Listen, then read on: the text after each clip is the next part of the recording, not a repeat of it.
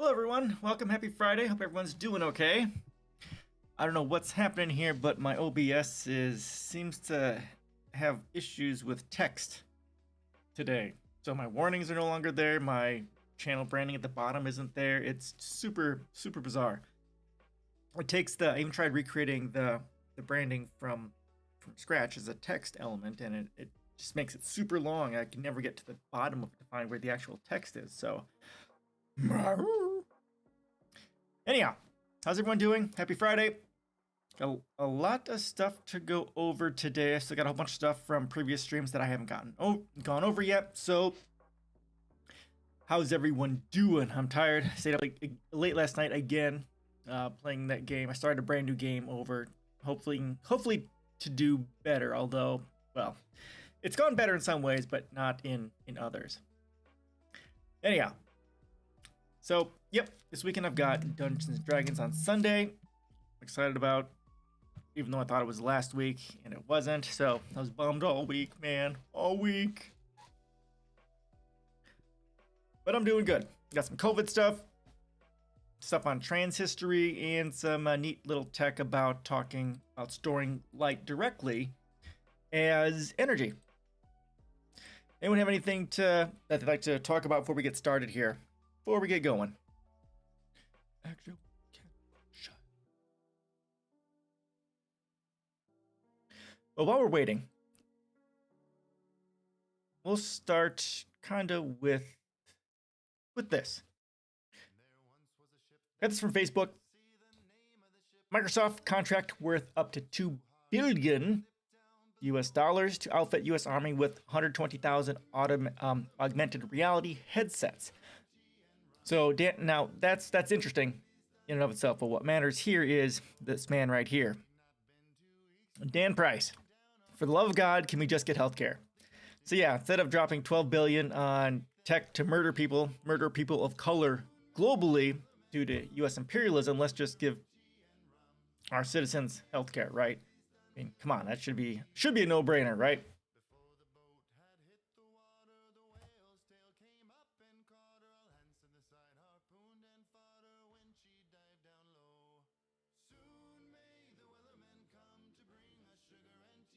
Okay, I need to remove that from there.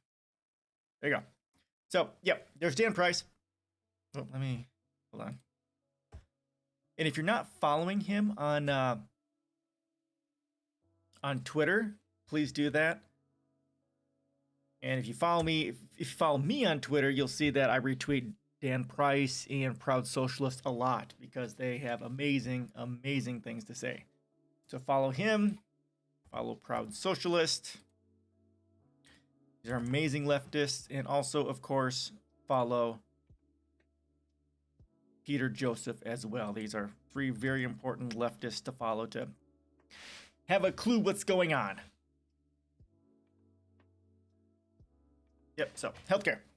All right, so and another one, I found this. This one's pretty funny here. The opposite of formaldehyde is casual dejekyll. Huh? No? Okay. Well, I thought it was funny. And person down here says, I can't believe I read this post with my own fucking eyes. This is pretty cool. I found that. I got a chuckle out of that this morning.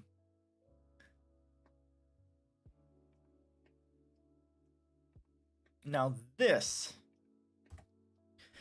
is another post I'm just going to share for free information. This is a long post. I'm not going to read through it here. It's super long. I've read through a good portion of it. It's going and going and going. But go ahead and give it a read. It's really interesting about how they talk about plants and cognition and that sort of a thing. So give this a read. It's really it's interesting.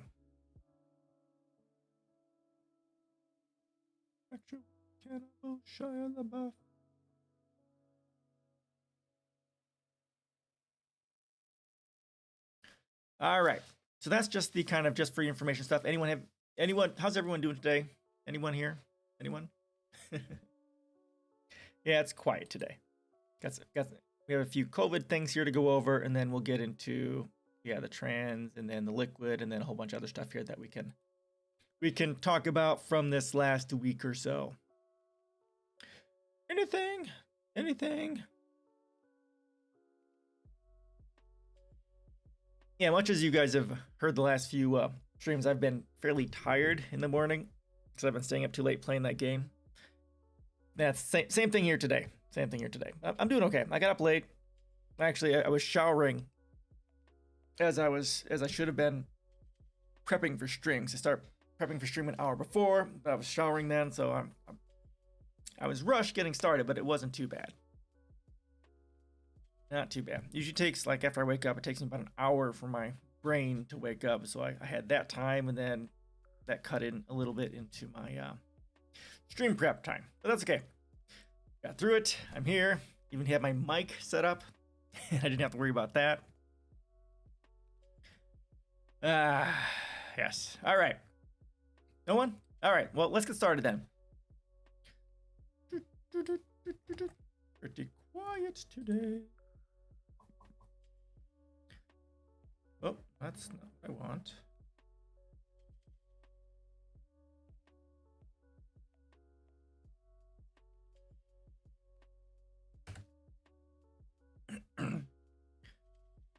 All right, this is from, when is this from? 30th, so a few days ago.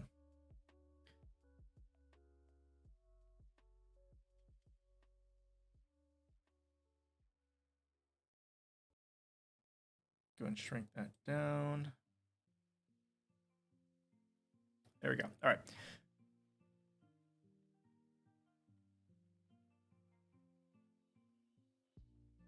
A fourth wave of coronavirus infections is beginning to mount in states across the nation as health experts and officials beg pandemic-exhausted Americans to stay vigilant.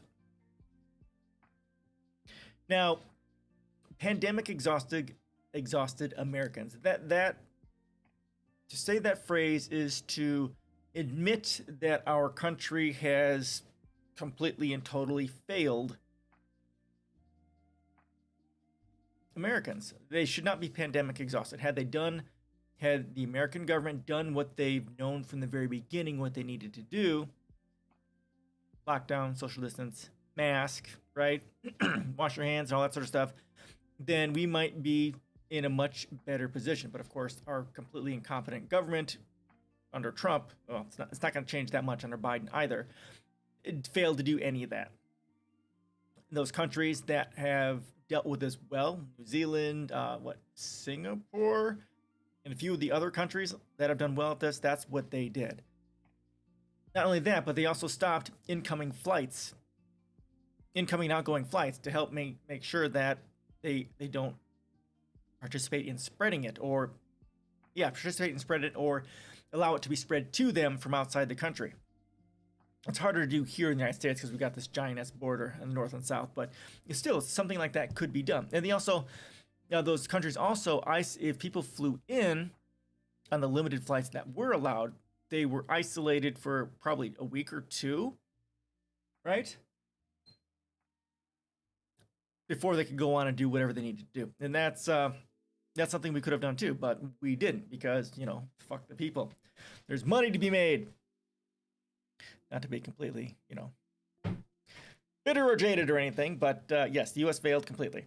Just to be able to say that statement. The United States has reported an average of 65,000 new cases in the last 7 days, according to data from the Centers for Disease Control and Prevention, up to about 10,000 cases per day since the most recent nadir 2 weeks ago. The hell's a nadir?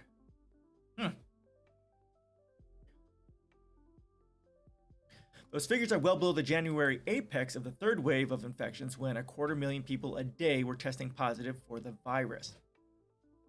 But while millions of Americans are receiving vaccinations, progress toward herd immunity has not kept pace with the new spike. Cases are rising in about half the states, led by big spikes in New York, and especially New York, Michigan, New Jersey, Connecticut, and Pennsylvania. And as we read from Tuesday, I think it was, not Tuesday, I think it was from this last weekend, that the Michigan's spike, I guess from what I remember is that Michigan is one of the more heavily vaccinated states in the union, and the what has which has that what is responsible for that spike in Michigan is the B117 variant from Britain, which is like 56% more contagious and 62% more deadly. And it is also, it has a strange effect on children, creating basically kind of an autoimmune response, which causes the body to attack all of their organs, and then the organs swell and create significant problems.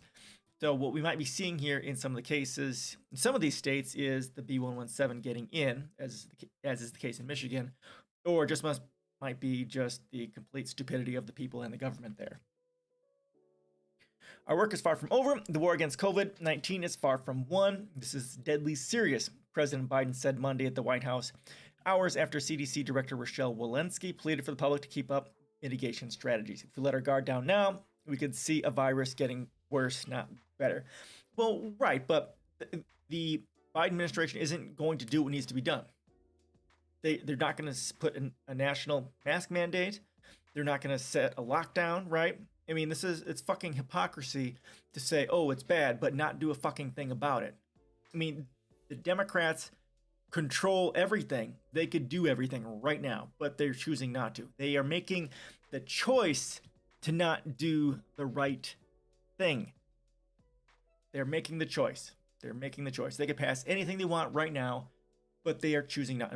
Federal jobs guarantee, Green New Deal, minimum wage, healthcare, lockdown measures. They could do all that right now because they have the power, but they're actively making the choice not to. So kind of fuck them.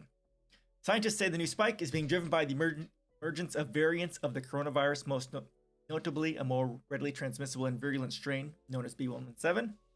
First identified in the UK, CDC data shows that strain is responsible for an estimated 13% of new cases in Florida, 9% of cases in New Jersey.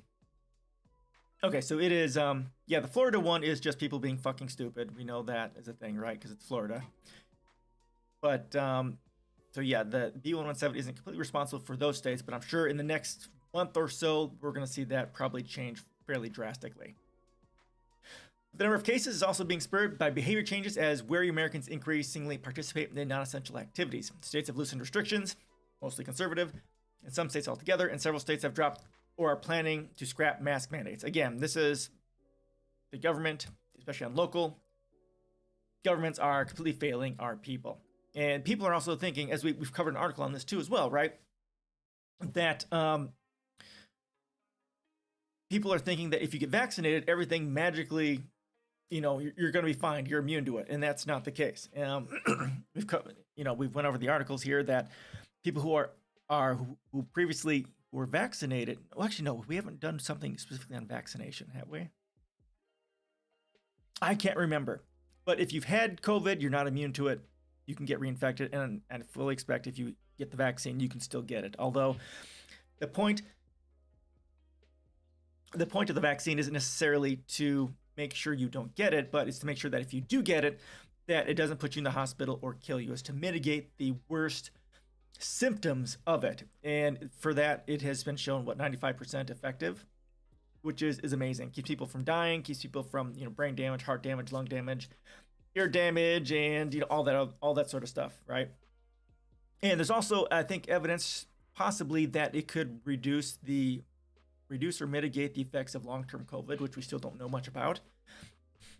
So vaccines are not magic, and that's going to be part of what's going to cause another resurgence. That maybe it's the fourth resurgence or the fifth resurgence, but people not understanding how the vaccine it affects us and how it changes our behavior, or it doesn't change the behavior. Again, government failing us.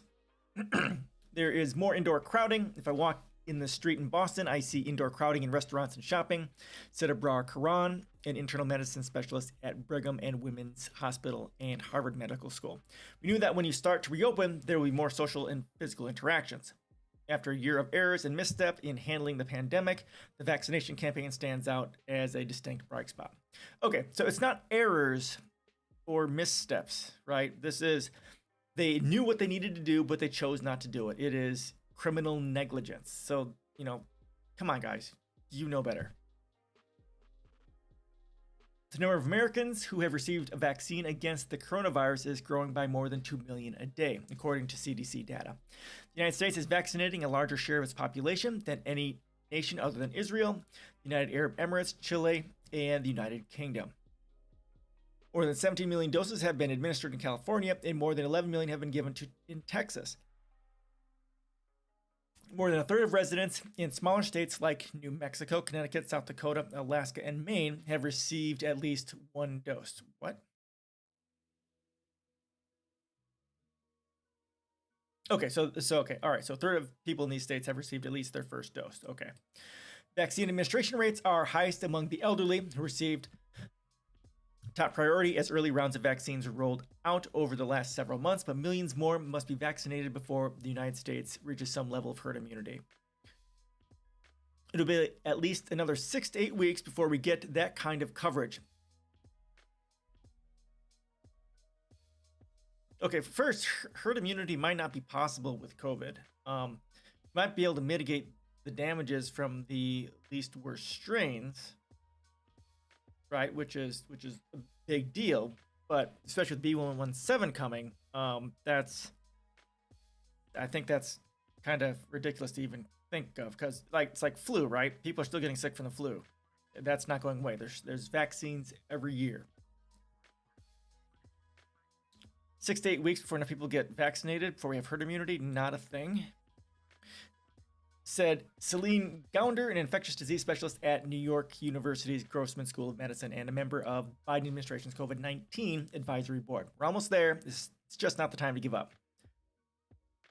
The high number of older Americans who have been vaccinated, coupled with improved clinical care practices, are reducing the number of deaths caused by COVID-19. Fewer than 1,000 people a day have died of the virus over the last week for the first time since November. The number of Americans being treated in hospitals is around 40,000, less than a third of the number of patients in January.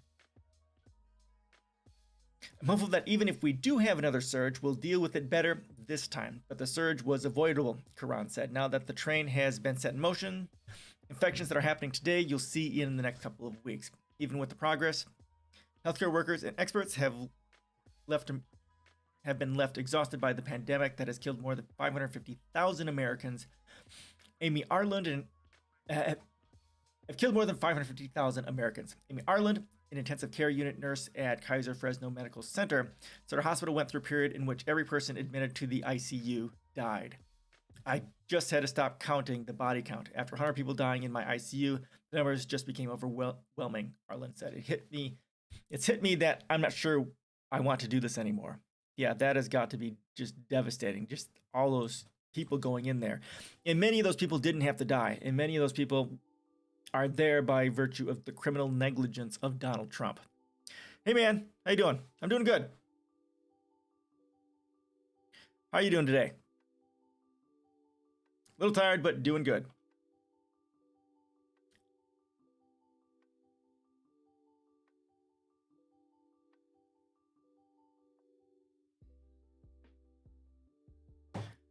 Yep, we're doing some COVID stuff here.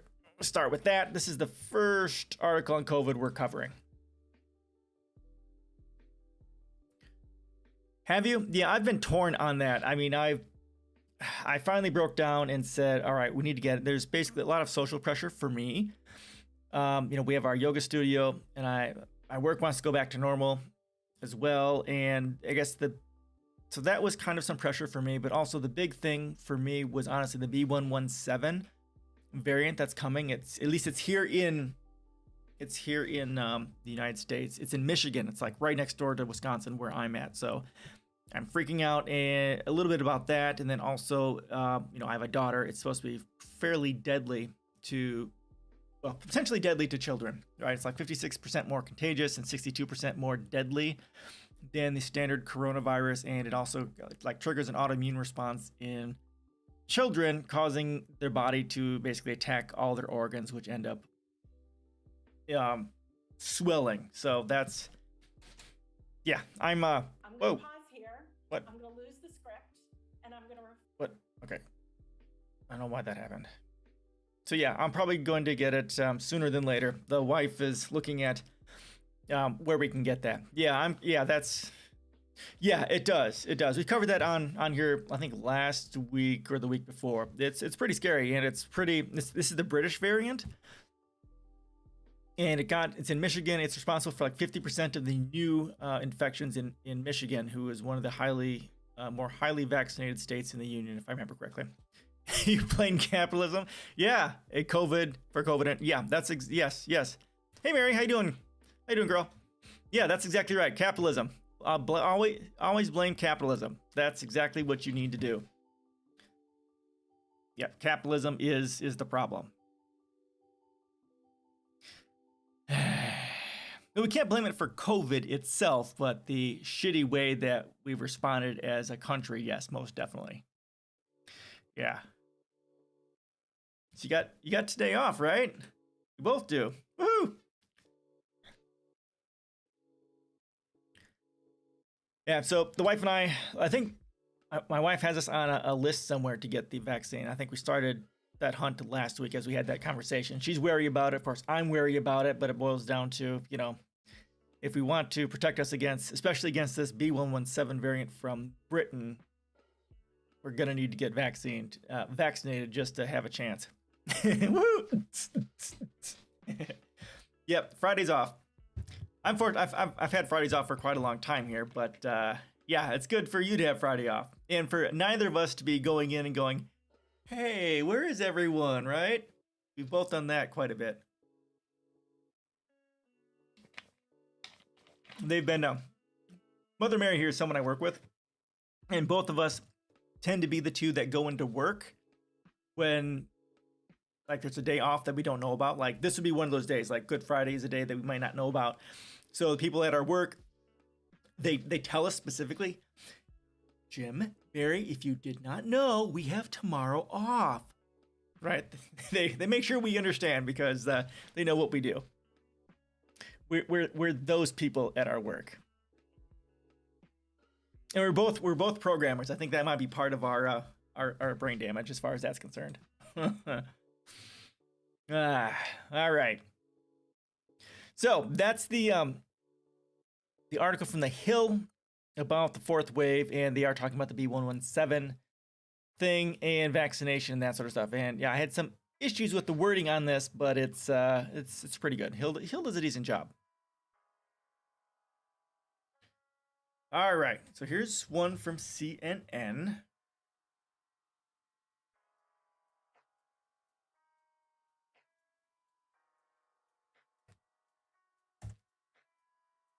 This is from just a few days ago. America's pandemic dead deserve accountability after Burke's disclosure. Let's go ahead and watch this. All right, we'll watch this video and see what she has to say. Let me use the music. Or captions. You gonna play or what? Was there a moment, Dr. Fauci, when you said, "Okay, this is the big one"? Yeah. 40% increase in New York hospitals in just 24 hours. That's a big number. When I saw what happened in New York City, refrigerated trucks are now being mobilized as makeshift morgues. Almost overrunning of our healthcare system. It was like, oh my goodness. And that's when it became very clear that the decision we made on January the 10th to go all out and develop a vaccine, we have a number of vaccine candidates, may have been the best decision that I've ever made with regard to an intervention as the director of the Institute. The life-saving and record-breaking vaccines that Dr. Fauci oversaw were a giant success for the doctors, for science, and for the world. But remember, a vaccine does nothing for the patient on the table. In this case, the hundreds of thousands who perished before science could save them. When you look at your data now and you think, okay, had we mitigated earlier, had we actually paused earlier and actually done it, how much of an impact do you think that would have made? Well, I look at it this way. The first time we have an excuse, there were about 100,000 deaths that came from that original surge. All of the rest of them, in my mind, could have been mitigated or decreased substantially.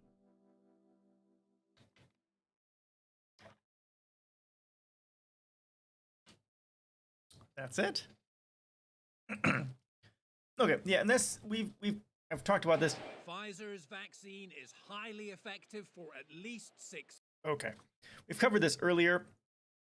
That the many people who have died from this didn't have to be this way. It's of course criminal negligence from the Trump campaign. Not that, again, Biden is going to do much better, because what does he need to do? Lockdown and mask are the two big things. And then, of course, vaccinate, right? Is he going to do all those? No, he's not going to. He's not going to do the two most important things. Lockdown and mask requirement. Again, neither party cares about us. The hundreds of thousands of citizens whose deaths from COVID-19 could have been avoided are owed national and political accountability, but the polarization of America that exacerbated the pandemic threatens to deprive them their due. A haunting admission by Dr. Deborah Birx in a new CNN documentary that after last year's first infectious wave, the death toll could have been substantially reduced, will prove harrowing for those who lost loved ones. It also throws new scrutiny on the negligent management of the pandemic by former President Donald Trump and his willingness to put economics and political goals above science and the public well-being. Now, again, like I said, Biden is doing the same thing. Don't get me wrong. Trump is horrific and he needs to be in jail for many, many reasons, and so does most of his administration. But Biden isn't going to be that much better, because he's not doing the things that need to be done either. Revelations by Birx, a highly respected international health expert before she became coronavirus response coordinator for the Trump White House, and by her colleagues who spoke to CNN in COVID War, The Pandemic Doctors Speak Out, which aired Sunday night, represent the most intimate view yet inside Trump's chaotic and feudal White House when COVID-19 struck. And also, again, of course, part of the keep slamming on Trump, he also disbanded the infectious disease task force, or whatever it was that Obama put together. Had that not been disbanded, much of this would definitely be less of a problem. Look at it this way. The first time we have an excuse, Birx told CNN chief medical correspondent Dr. Sanjay Gupta, there were about 100,000 deaths that came from that original surge. All the rest of them, in my mind, could have been mitigated or decreased substantially. Birx's anguish burns through the documentary, and while critics may fault her for not speaking out when she was in government, her comments came across as an attempt to precipitate a reckoning that can provide lessons on how the U.S. can perform more effectively in a future pandemic. We already know how to do that. It's just about having a government that gives a flying fuck about the people. I mean, this isn't complicated. Experts were saying from the very beginning of the pandemic what needs to be done. The government just didn't do it. It isn't about knowing what to do. We know what to do. It's about having a government that gives a fuck and will do it. In the postmortem, we have to come out of this and learn how to do it better next time. We already know how to do it better. Disclosures by 5 other top government doctors in the documentary about the country's lack of preparedness for the pandemic will also inevitably intensify the discussion about how the U.S. takes stock of the crisis once it abates. The issue of whether there should have been some kind of official independent investigation of the government's response to the pandemic will be politically fraught, but will become tough to avoid. Yeah, and Obama put together the infectious disease task force, or whatever the hell it's called. If anyone knows what the name of that is, let me know, because I used to know what it is. So we had that. Experts have known what to do. They just didn't do it. And does much of the Trump campaign, the Trump administration, need to be held criminally responsible for the deaths of these people? Yeah, they most assuredly do. Like I said, Trump needs to be in jail for many, many reasons, and this is just one.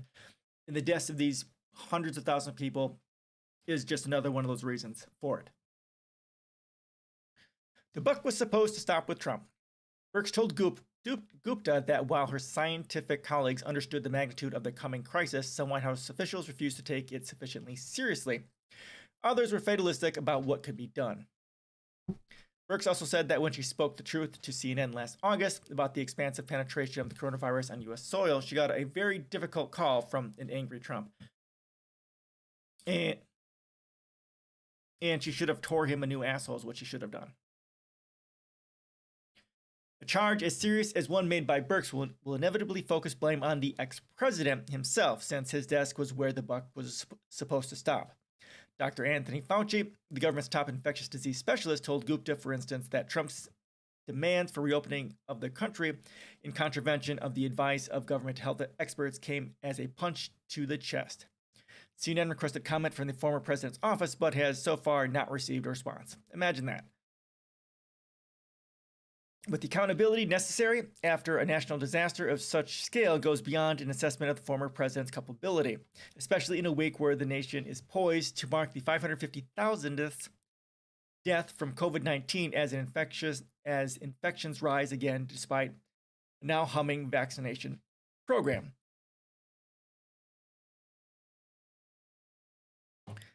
Yeah, so vaccination is going up. But again, vaccines aren't necessarily going to keep you from getting infected. And that's something very important for people to understand. Like last week, we went over some articles that talked about this.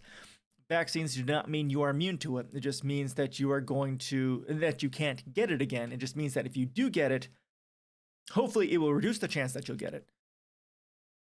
Or that if you do get it, that your body will fight it, will have the tools it needs to fight it in such a way that it will mitigate the worst possible results. Trump's instincts to push for economic openings last summer were mirrored by many Republican governors in southern states who ended up triggering a summer viral surge. Imagine that. Trump did not create the stark political divisions in the country that hampered the pandemic response, but he arguably made things worse. Did not create the stark political divisions.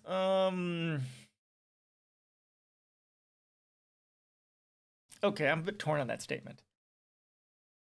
Okay, sure. I'll give them that just for argument's sake.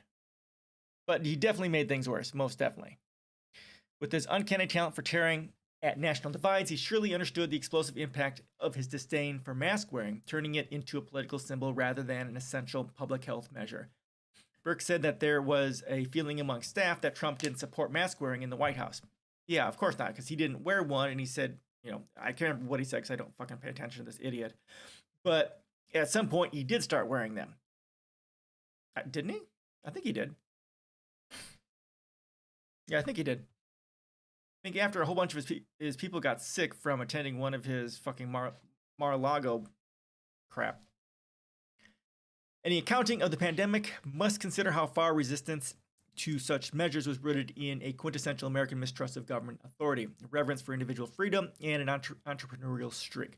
All characteristics that, in different circumstances, could be said to be defining U.S. strengths, but often the multiple diffuse centers of power in the U.S. political system, federal, state, local, appear to have exacerbated the task of marshaling an effective national response to the crisis, especially in terms of COVID-19 testing or the provision of protective gear for hospital workers. Okay, so this is actually kind of patently incorrect.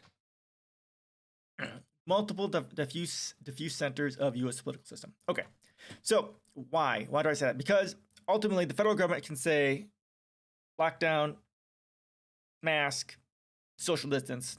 They could set all the minimum standards for all this that the state and the local governments have to follow. They have that power. They had the power and they chose not to. Now, the fact that the federal government completely and totally failed the citizens of the United States meant that, yes, of course, how the different states and the local governments decided to do it, yes, therefore became the problem. The federal government had the ability to set the standards, and as well as to marshal the U.S. manufacturing to make the masks and the protective gear to make sure that the people and the frontline workers and the healthcare workers had the tools that they needed to protect themselves and the people that they're around. That is a complete failure of the federal government, totally. So don't lay this at the feet of the state and local governments, which of course are corrupt at various places, especially because in the conservative places, but the federal government had the ability to prevent all of that. So that's where the blame needs to start, right here. Had the federal government done their part, everything else would have been significantly better. There's also a question about how much responsibility individuals were prepared to shoulder for beating the virus, especially as patients thinned and continues to more than a year into the nightmare. The still unresolved balance between public health and permitting economic activity to sustain life in other ways has constantly arisen during the pandemic and is a contributing factor when attributing blame for unnecessary deaths. Yes. Yep. So that is right. So people being fucking stupid is a large part of the problem too. Like in Wisconsin, after the state Supreme Court overturned the conservative state Supreme Court, which overturned the Democratic governor's mask mandate, the day after that happened, there were people in the bars without masks. I mean, it was, I was stunned, but also I wasn't stunned. I mean, I expected it, but I just didn't. I don't know. I didn't expect it that quickly. It was sad. It was so sad. So yes, people being stupid is a large part of it. But that stupidity, that lack of trust of government as well. I mean, it's not just stupidity. It's not, it's also the distrust of government, which I also get too, because of the absolute and total corruption, which we've seen here through, well, every single administration, Obama, Reagan, Trump, seeing it in Biden as well, right? So distrusting government is something that definitely people need to do, especially here in the United States with the massive level of corruption and the massive level of inequality that we have here.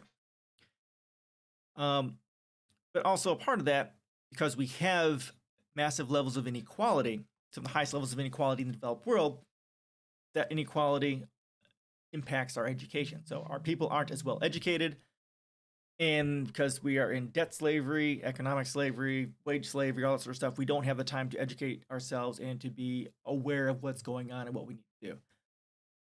And just the sheer, psychological harm caused by that inequality, and that, the stress of worrying about if you're going to have a home, or what's going to happen if you get sick because you don't have insurance, and having a car and all this other sort of, the biopsychosocial weight that just existing in America takes on you, the toll that just being in America has on you is, it's not small.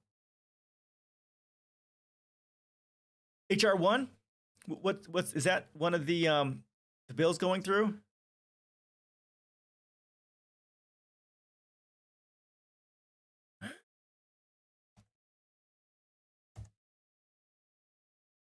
Oh yeah, For the People's Act. Okay, I have not covered this. It'll help.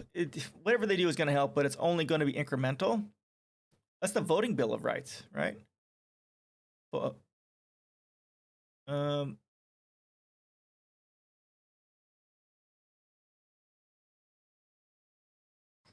I've seen a little bit of this.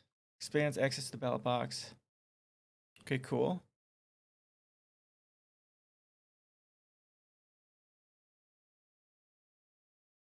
Okay. We'll find, if you have a really good article on this, put it in here. We'll go over that.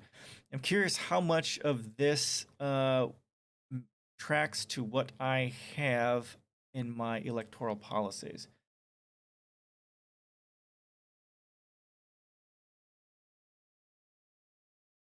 Okay, here's one. All right, we'll go over this one. After we get through the COVID stuff, we'll go over this. All right. Thanks for sharing that, Mayor. Lights up, dark market. Okay, that's a good thing. That's a very good thing. All right, cool. We'll go over that after we get through this COVID stuff. Blinken, U.S. will not seek to punish China. The role of China, where the virus was first discovered, also comes in for new examination in the documentary. Trump's head of the U.S. Centers for Disease Control and Prevention, Dr. Robert Redfield, expressed the controversial opinion in the documentary that the pathogen came from a Chinese laboratory. There's no evidence for such claim. Fauci said Sunday on CBS, Face the Nation, that the most likely explanation is that the virus adapted itself in nature before spreading to humans, but the role of China in the initial outbreak of the crisis and whether it was sluggish in alerting the rest of the world is a crucial dimension of the post-pandemic assessments. Fauci said in the CNN documentary that more information from Beijing earlier could have made a significant difference. Yeah, that is a fair criticism of China, right? I think that's something that many of us have said about China and what they've done and have not done. Letting us know earlier that this was going to be an issue would have been a huge help. And I think what we've gone over like last year that COVID was found in sometime late in 2019 in like Denmark or Finland in the water or something like that. It was also found in the sewage or something like that, and it was also found in France, I think. It was found in one or two other countries prior to it becoming a huge thing globally. So it may not have originated there in China, but that looks like where it has exploded. But Trump and his acolytes, with their fulminating about the China virus, sought to cover up their own subsequent failings in fighting the pandemic. Exactly. So if you say that they are the problem, that China's the problem, China's the problem, China's the problem, then, again, that's the typical method that conservatives do, is saying, oh, they're the enemy, they're the problem, so you don't look at the Republicans, because the Republicans definitely are a large part of Republicans are the problem, period. But they want you looking somewhere else so you don't start thinking about how the Republicans themselves, are the problem. The conservatives always need an enemy. Always need an enemy. That's part of their psychology as well.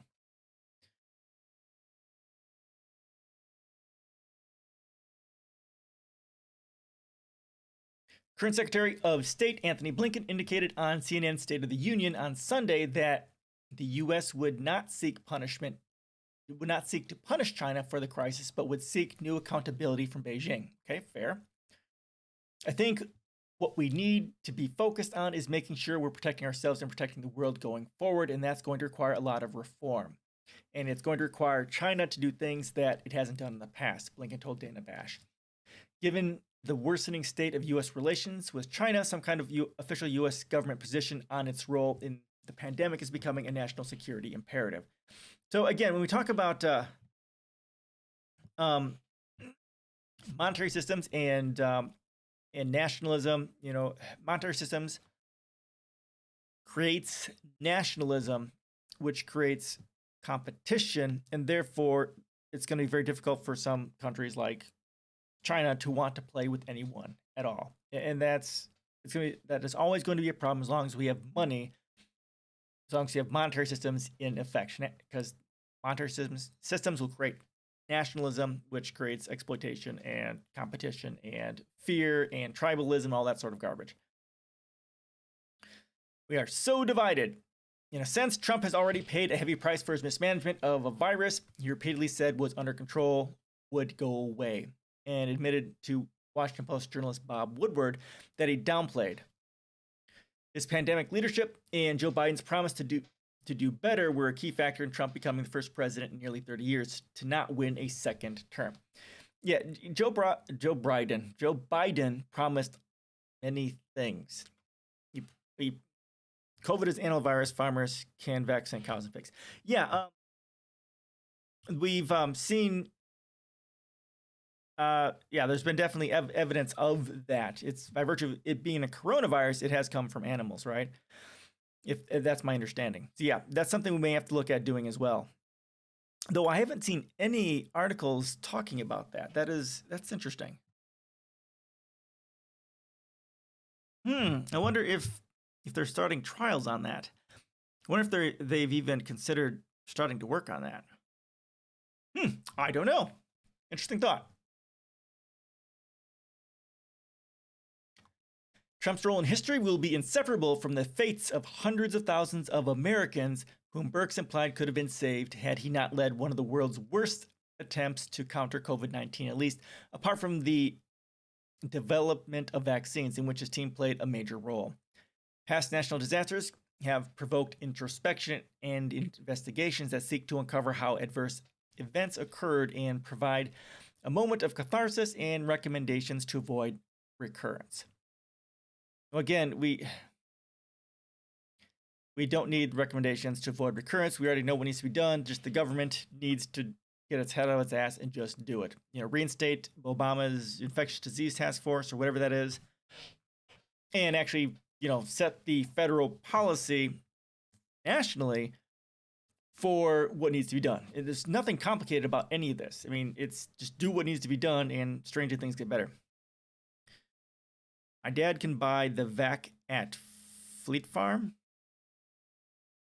Oh, can buy the vaccine for cows and pigs? For herd animals? For COVID? Really? Interesting. I had no idea that was a thing. Fancy.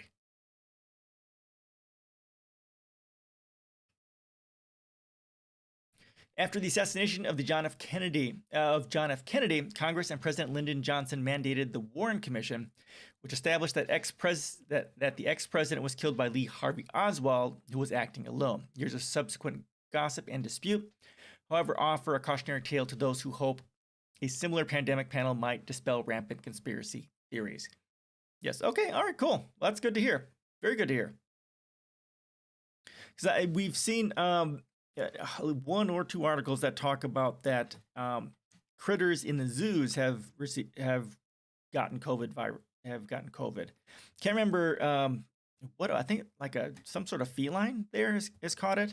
I think some cats have also caught it as well, like cats. Yeah, interesting. The congressionally mandated 9/11 Commission produced a raft of recommendations to secure the U.S. against international terrorism after the September 11 attacks in 2001. In avenues of inquiry that might be relevant to the current crisis, exposed a lack of Washington preparedness for the disaster and considered the balance between civil liberties and government-ordered security measures and how poor coordination inside the government led to tragedy. Okay, so again, there's nothing to investigate here. We know exactly why it went to hell. Why hundreds of thousands of people died that didn't have to, right? Again, Trump disbanded in 2019 the Obama-era infectious disease task force, and he didn't do anything that needed to be done.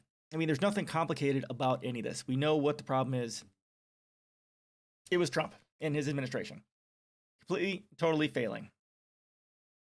While various congressional investigations are underway to probe the origin of the pandemic and the U.S. response, the possibility of an independent, nonpartisan COVID-19 commission modeled on the 9/11 panel appears questionable. Biden and Democrats who run the House of Representatives and the Senate could create such a commission, but whether it could secure bipartisan support critical to its credibility is doubtful. It is not clear that senior Republicans want to get to the root of what went wrong in the pandemic, because it's them. Since a final report would likely be highly critical of Trump and all the fucking Republican assholes, former president remains a force in GOP politics and could influence any individual lawmakers from his party who want transparency. Blah. Attempts to set up a 9/11 style investigation into the insurrection by Trump supporters at the U.S. Capitol on January 6th have already fallen afoul of partisan divides. Republicans and Democrats blame one another for disputes on the partisan makeup of the panel, which threatens to derail it entirely. Republicans tried to deflect blame away from Trump by demanding the commission also investigate Black Lives Matter and Antifa, despite no evidence of either group was involved in the insurrection. Exactly right. And this is assholes. The dispute underscores two fundamental differences between the United States after 9/11 and during the pandemic, a fracturing of national unity and the lack of common respect for truth. Yeah, and that's always going to be the case. As long as we have high levels of inequality in this country, which is the highest level in the developed world, this is always going to be a thing. If you want to fix national unity, you fix inequality. You want to fix common respect for truth, you fix inequality. It's that simple. They make it special for species they didn't need it for human until now. Oh, okay, that makes sense. Interesting. Yeah, I suppose they would have to make it specific for each genetic makeup of the individual critters. Okay, makes sense. As former Food and Drug Administration Commissioner Dr. Stephen Hahn put it, in the CNN documentary, we are so divided that, and there's lots of mistrust across the board in the U.S. We need to overcome that. We need to come together. Again, if you want to deal with the mistrust and the lack of, cooperativeness, you deal with that through inequality. You absolutely commit a war on inequality, and that, of course, is what my policies are all about. And if you want to read more kind of about the So here's my economic policies that kind of really target the inequality aspect, at least from an economic standpoint. It's here. If you want to read books on why inequality causes mistrust, why inequality causes much of the problems that we have in this country. Getting mine. How you doing, man? Where you been?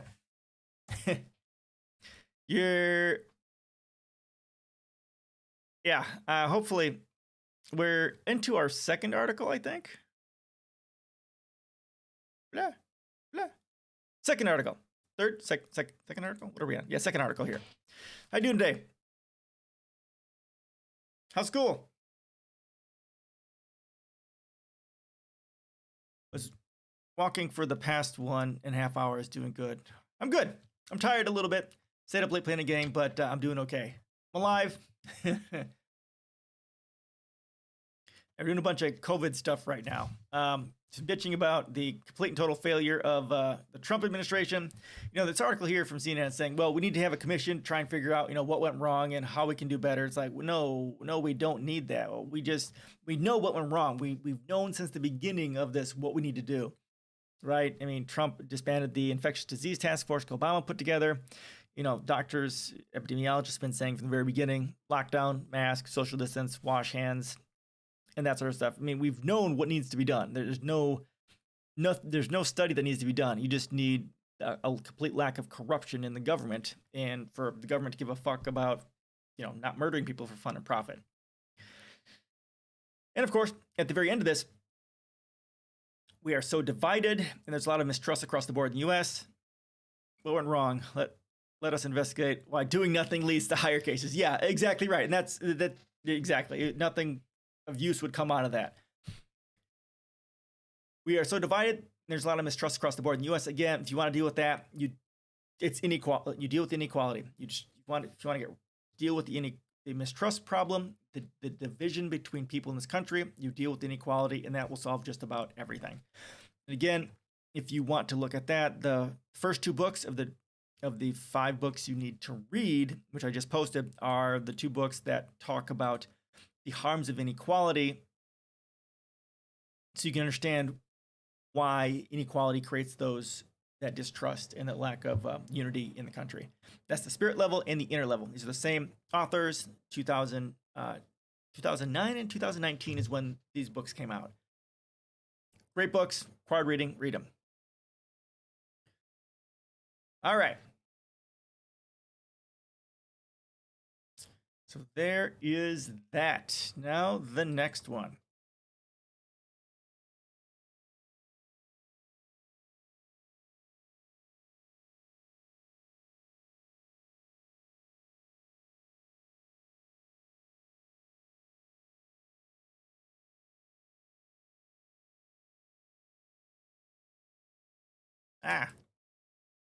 All right. So next. Pfizer-BioNTech COVID-19 vaccine proves safe and effective for kids ages 12 to 15. Company study shows. All right. So,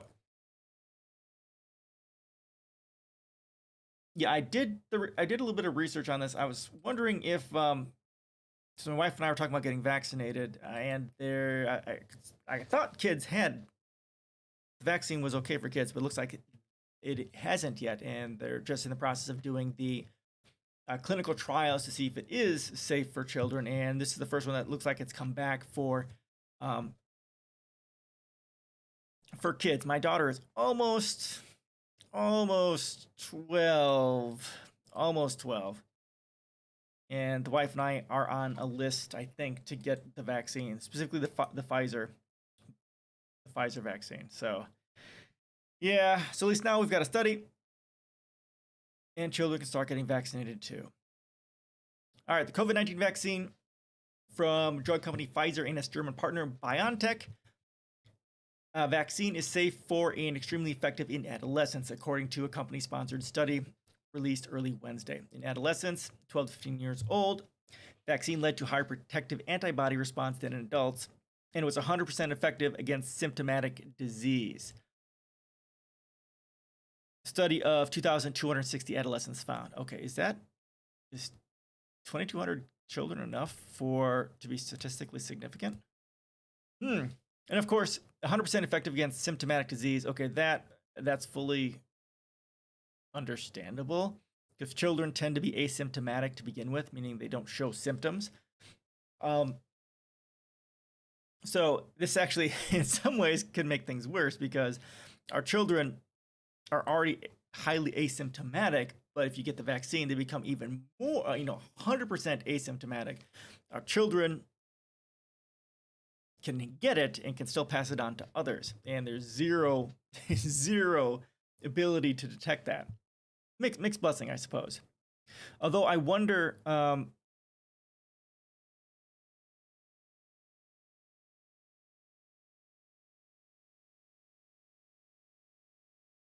okay.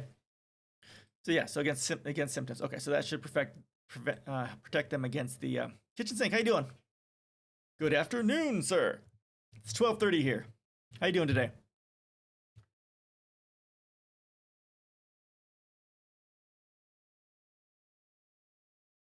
Now I wonder which again. Good. I'm good. A little bit tired. I stayed up again too late playing a game last night, but I'm doing okay. 6:30. Okay, that's not too bad then. That's not too bad. Cool.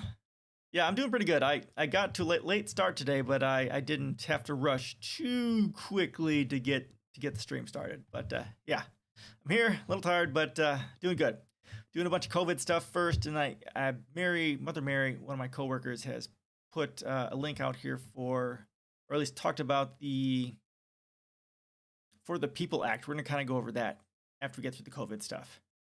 Because I'm curious how close the For the People Act is to what I say we need to do for electoral reform. Obviously, it's not going to be anywhere near what needs to be done, but hopefully there'll be some good stuff in there.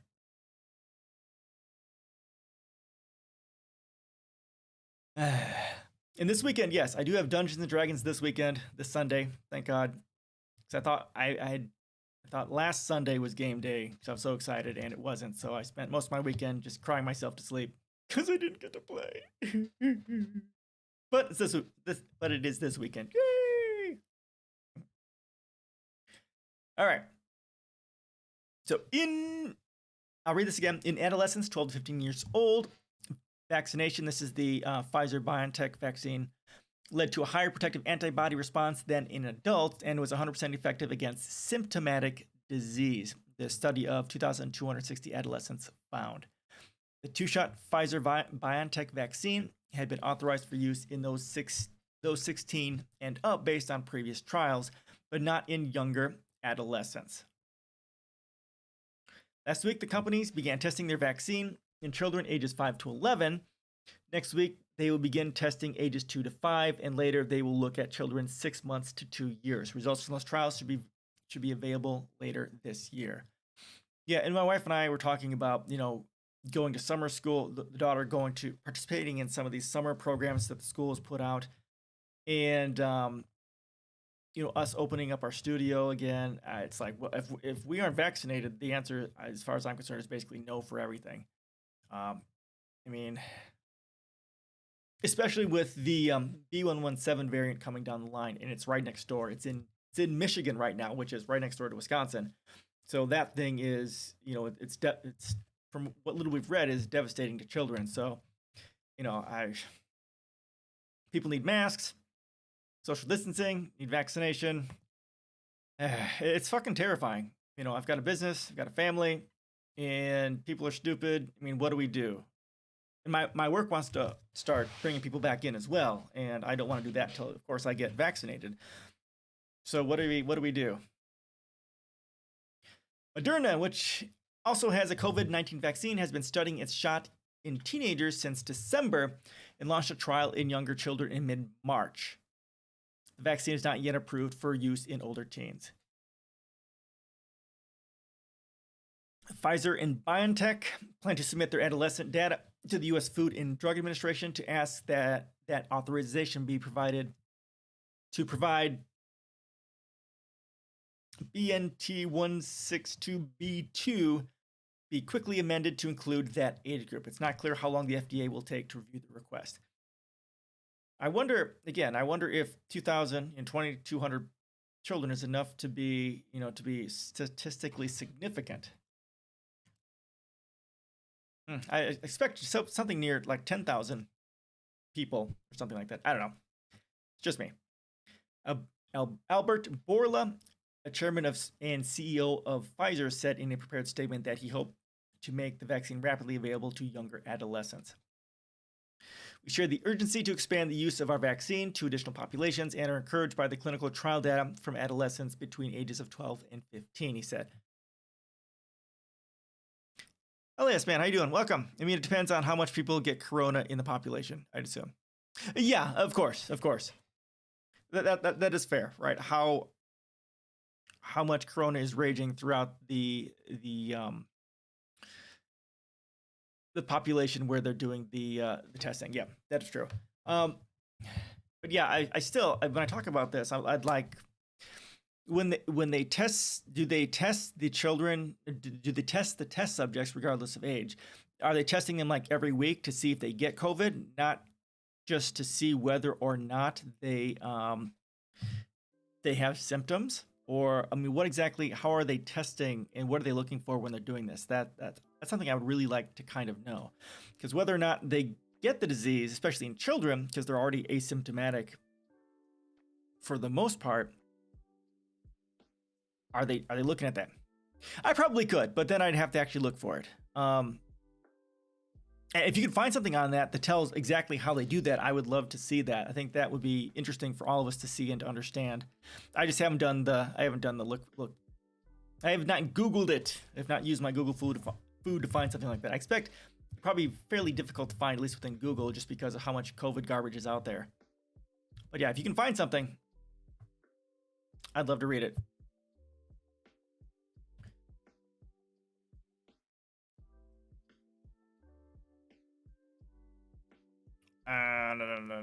We share the urgency to expand the use of our vaccine to additional populations and are encouraged by the clinical trial data from adolescents between the ages of 12 and 15, he said. Plan to submit these data to FDA as proposed as a proposed amendment to our emergency use authorization in the coming weeks and to other regulators around the world with the hope of starting to vaccinate this age group before the start of the next school year. Had some spicy news here in the UK recently. Met police officer found guilty of belonging to an illegal neo-Nazi group. Okay, and having child porn. Holy crap in a box. The government also released a report about race in the UK, and a bunch of the people who were listed as being consulted came out and said they weren't actually consulted. Oh, wow. Well, that's kind of crazy. Well, government and corruption, I suppose we can't say we're too, surprised. That sucks. So Nazi groups are illegal there. I'm assuming it's somewhat similar to what Germany has done. I know we don't have that sort of a thing here, unfortunately. I don't know how I feel on that sort of thing. I mean, of course, Nazis are horrible human beings, right? I mean, some are, yeah. Oh, so how do they make that delineation though? How is that arbitrary delineation between which groups are not legal and which groups are? It seems like a fairly arbitrary and fuzz. Okay, fair, fair. All right, touche.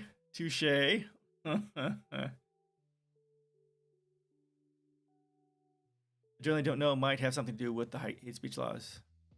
Okay, so it may not be about Nazis, it may just be about hate speech. Okay, well, all right. Oh, Elias. All right, where did the virus come from? When did the outbreak begin? 5 takeaways from the World Health Organization's report on the origins of the pandemic. In the trial, 18 adolescents who received a placebo came down with COVID-19, but none in the vaccinated group. Okay. The company said side effects in adolescents were consistent with those observed in participants 16 to 25 years old.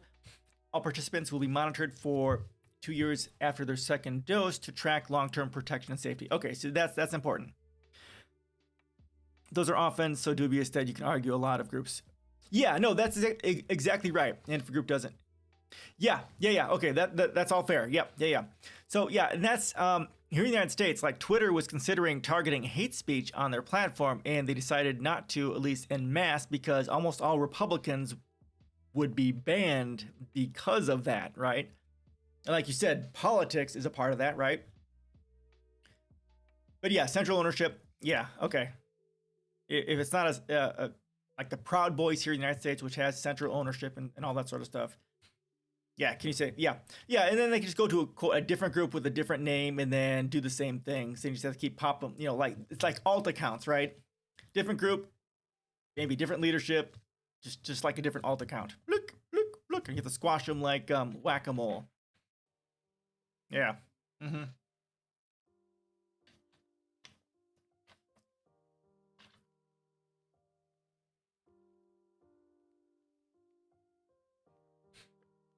Okay, so in the trial, okay, so they said there's 2,260 kids in the trial. So let's say it's 1,130 who received the placebo, and they say 18 of those received the placebo. 18 of that 1,100 received COVID or were infected with COVID, but none in the vaccinated group were infected with COVID. Okay. And the side effects in adolescents were consistent with those observed in. Okay, so what side effects of what? That's my question. Of assuming they're referring to the side effects of the vaccine itself, were consistent with those who received the vaccine older. I think that's what they're referring to here. So I think they would be using the word symptoms if they were talking about the effects of COVID itself. All participants who monitored for 2 years after the second dose to track long-term protection safety. Again, yeah, so when I talk about my wariness on the vaccines, this is one of those reasons. Like we say, they're not fully tested yet. They haven't gone through this, 2 years of tracking for all age groups and stuff like that. So again, the vaccines aren't approved by the FDA here in the United States. Well, probably anywhere in the world, actually. But they, at least here in the United States, they have something called emergency use authorization, so that there's enough data for the FDA and the CDC to think it's safe enough to put out there en masse because of the seriousness of what's happening now.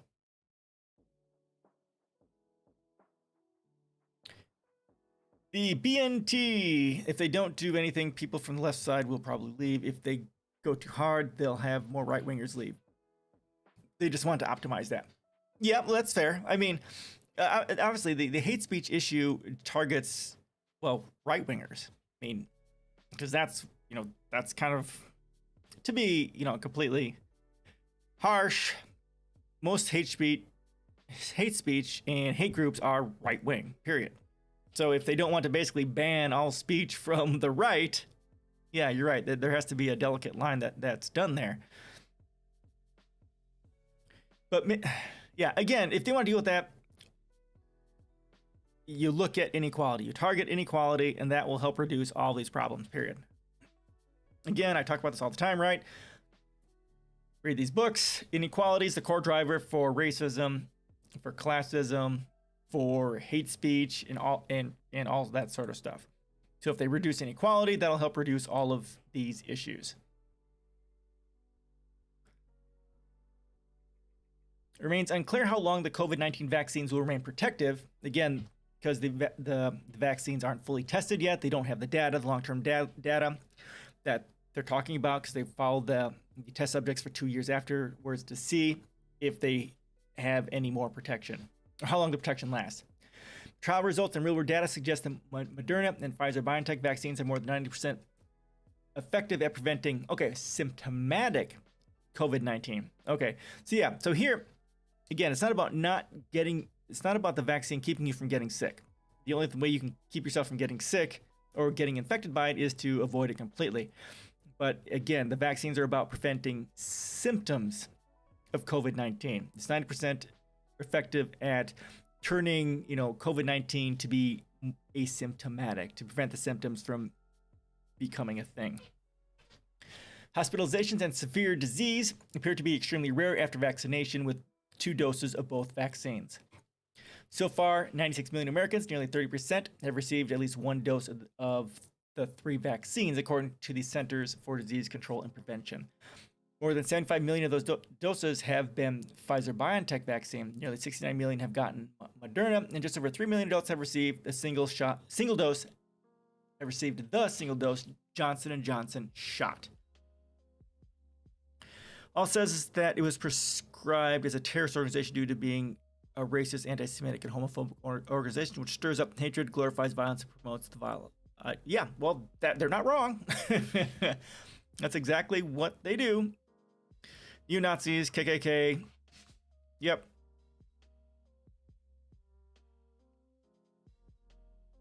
Interesting.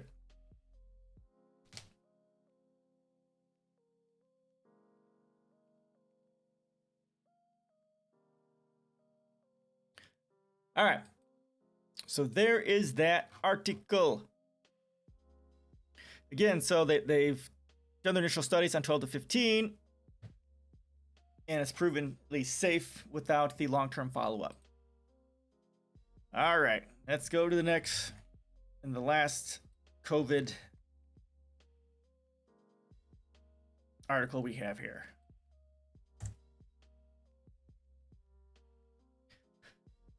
And this is from 18th, so this is like half a month ago. 2 weeks ago. New coronavirus variant found in France can hide from COVID-19 nasal swab test. Okay, so we wonder if there are other variants out there that we haven't been able to find because we're not testing for them. That's not cool.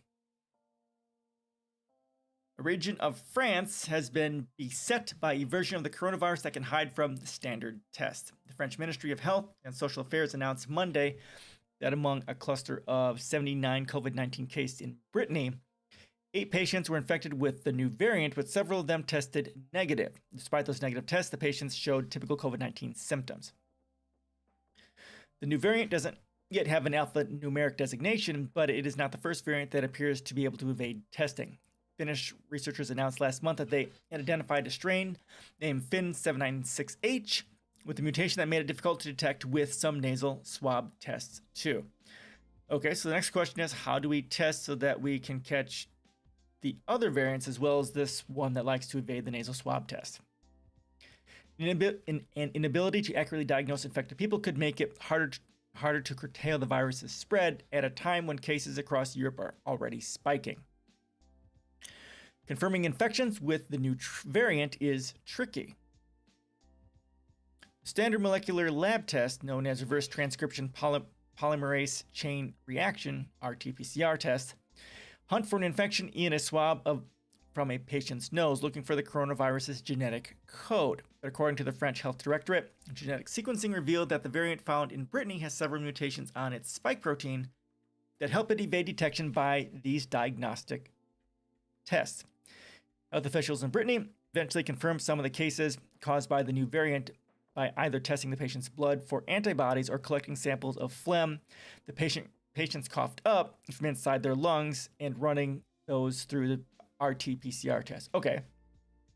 So blood samples, annoying, for antibodies or phlegm coughed up from the lungs. Okay. But neither of those methods are the typical COVID-19 tests, which suggest the new variant could be circulating undetected in France and possibly beyond. However, one European diagnostic company, the Novacyte Group, announced Thursday that its PCR tests can successfully detect the new variant. Okay, well that's good. The variant doesn't appear to be deadlier or more infectious. Okay, well that's even better. All 8 of the French patients infected with the new variant died of the virus, according to local outlet La Dépêche. But the local health officials said that doesn't necessarily mean it's more deadly than other strains.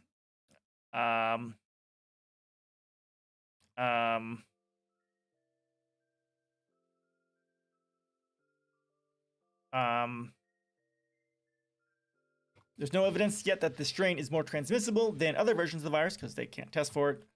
More studies are still needed to figure out whether it can evade vaccines or antibodies from prior coronavirus infections, the French health ministry said in its release. Yikes. The variant's genetic profile shows that it doesn't share any key mutations with B1351 and P1, the variants first found in South Africa and Brazil, respectively, which are more contagious and can partially evade vaccines. Yeah, that's right. So the ones, from South Africa and Brazil are more contagious, but they don't seem to be more deadly, if I remember that correctly.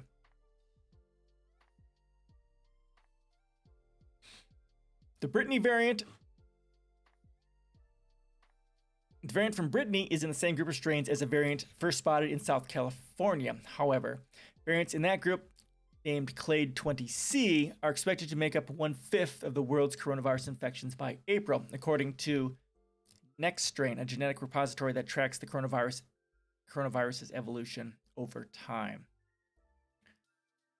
News of the variant in Brittany came amid France's third peak of infections. The average number of daily coronavirus cases there has doubled since mid-December, jumping from less than 15,000 to a near record high of more than 38,000 on Wednesday. The increase prompted Prime Minister Jean Castex. That's not how Castex? Is that how that's done? Castex? I don't know. French. Ugh. To announce new lockdowns from Paris and the surrounding Ile-de-France region on Thursday. France has been under a nationwide curfew between 6 p.m. and 6 a.m. for the last 2 months.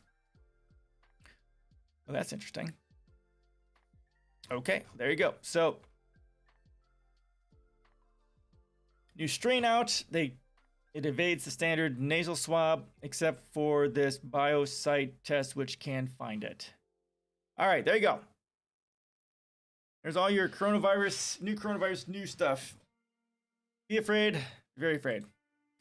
All right, so Mary brought up H.R. 1 for the United States as a electoral reform bill.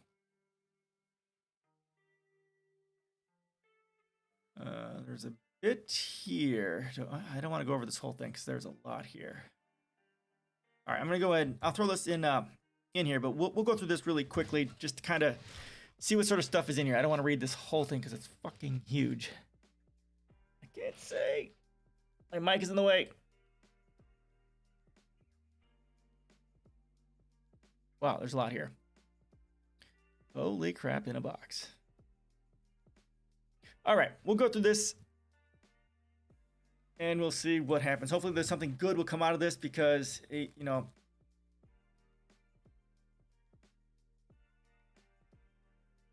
electoral reform is one of the first policies that I wrote up. Here's mine, if you want to compare it.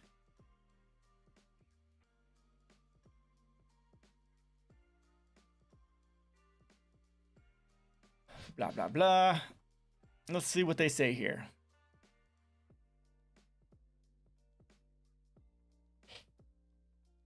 All right, voting rights is a good thing because we don't have it. Okay, modernize voter registration, automatic voter registration, same day and online registration, protect against flawed purges, all good things. Restore Voting Rights Act, yep, I have that as well. Restore voting rights to people with prior convictions, strengthen mail-in voting systems, institute nationwide early voting, prevent unreasonable wait times to polls, protect against deceptive practices. Okay, all those sound like good things, and I think I have all those in my policy. So this is looking pretty good.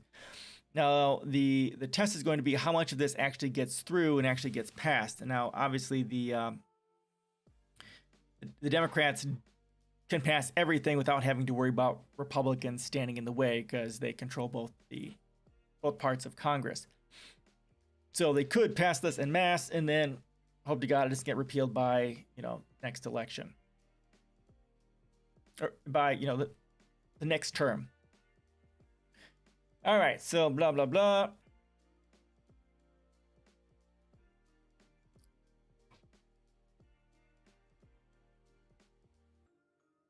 Okay, they're just talking about the problem and they're just saying why it's a solution. Okay,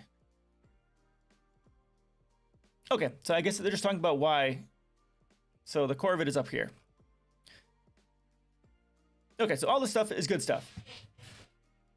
Automatic voter registration. A lot of the first world countries already have that.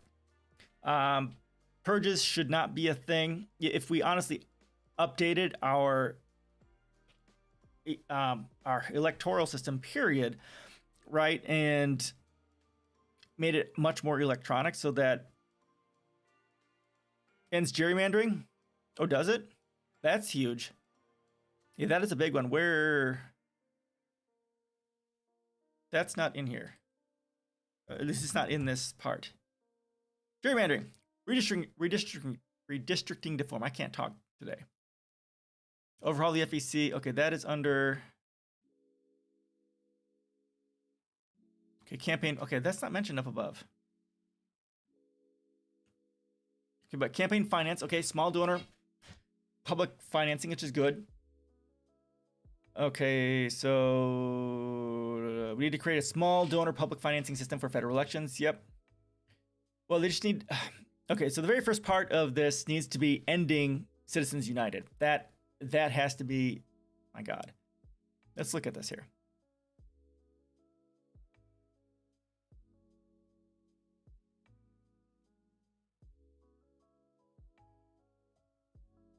Overturn Citizens United. Restore the Voting Rights Act, right?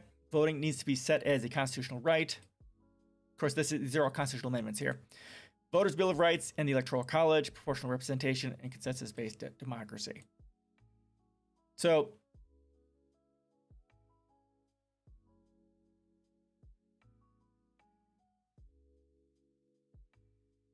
yeah, small donors is better. They need to overturn Citizens United. That's one of the first things.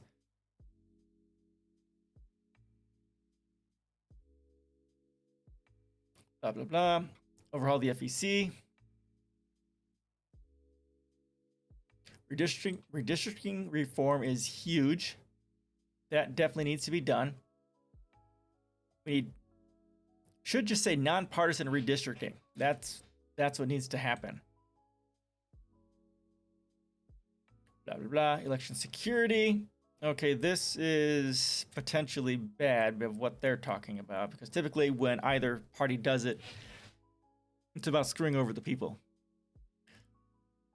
Okay, so this is about after foreign adversaries and cyber criminals successfully breach state or voter registration systems. Russia. Fuck that. Replacing paperless voting systems. Mandates replacement of all paperless electronic voting machines with machines that require individual paper record. Okay, so that's good. Paper trail is important. Promoting robust audits of election results. Okay, that's good.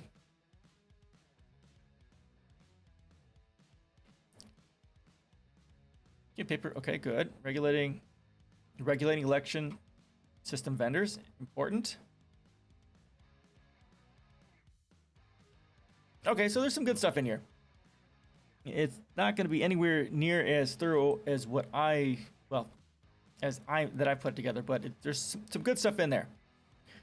Good stuff in there. Thanks, Mary, for sharing that, bringing that up. So this is good. Hopefully something good will come out of this, but we'll see what the Democrats decide to water down to, because like they got rid of minimum wage and they've reduced like the amount of money that we received from down to the $1,400 because they could instead of giving us more. So they'll probably water that down too because they can.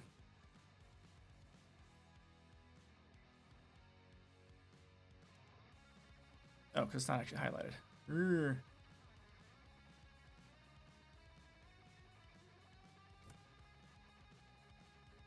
All right, next.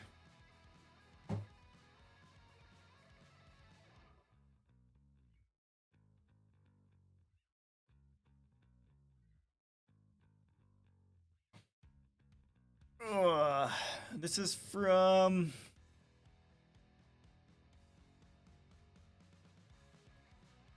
yesterday. Trans kids are not new. A historian's a historian on the long record of youth transitioning in America. Republicans seeking to restrict children's lives claim trans youth are a new phenomenon. Jules Gil Peterson explains how medical archives prove them wrong. Republican lawmakers pushing to restrict transgender children's lives have repeatedly argued that trans kids are a new phenomenon and that gender-affirming treatments and policies are experimental. Well, we've talked about this a little bit on this channel that transgender, genderqueer, the different types of genders historically has been definitely more than two. I mean, if you go back to the first peoples, indigenous population, especially here in the U.S., they've always had the concept of the two-spirit, which is people who are basically trans, or at least homosexual. I think I don't actually. I'm not sure if that includes. Ooh, let me check that out. Two-spirit. That might have just been LGB.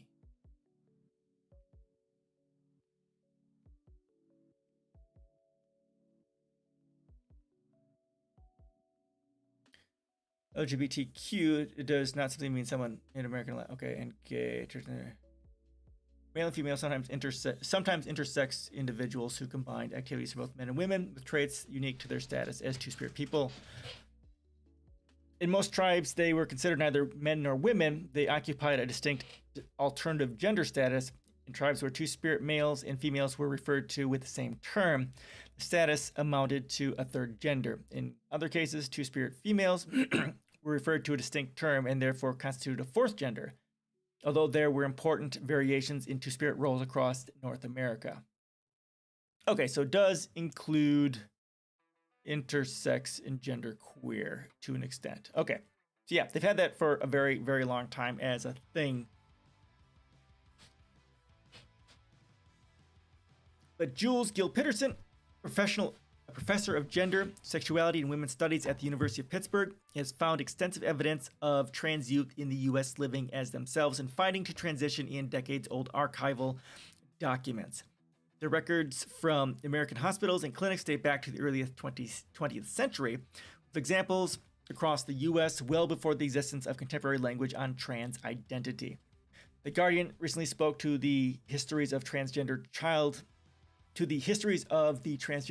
author about her research and its implications as Republicans push legislation to restrict trans youth's access to sports teams and outlaw gender-affirming healthcare. This conversation has been edited and condensed for clarity. Why was it important to you to research the history of trans kids? In the past 10 years, we've seen this sudden visibility of trans kids. There's a lot more representation, but the common refrain is trans people are so new, and trans kids, my gosh, they didn't even exist until recently. I started to think about what happens when you're a part of a group that gets framed as brand new. There's this cloak of caution and fear around trans kids, this idea that we don't know what it means for a child to transition, that this is all an experiment. I had a sense as a historian that these ideas were probably not true and wanted to do historical research that would challenge this by showing that trans kids have been around for a long time. How far back were we able to find documentation? What I uncovered in the research is that children and youth have been finding access to trans medicine and transitions as long as there have been medical transitions, as far back as the 1930s and 40s. But even prior to that, children certainly lived trans lives where they would socially transition in childhood. I found evidence in the U.S. that families and communities would accept children as a different gender than the one they were assigned at birth, let them go to school, use the correct bathroom, all the things that are being fought over now. We can see that 70 or 80 years ago, we were actually in a more progressive place in some areas.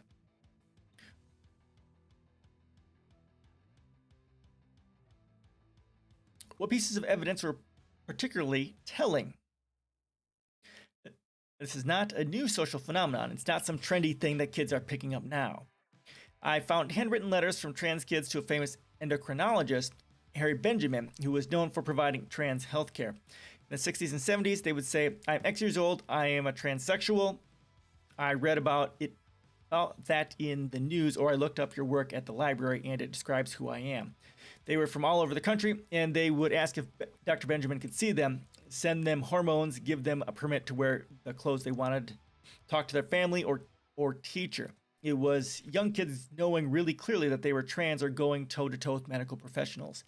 Suddenly, I had not only proof that kids were trans, but they contacted doctors and tried to transition the best they could.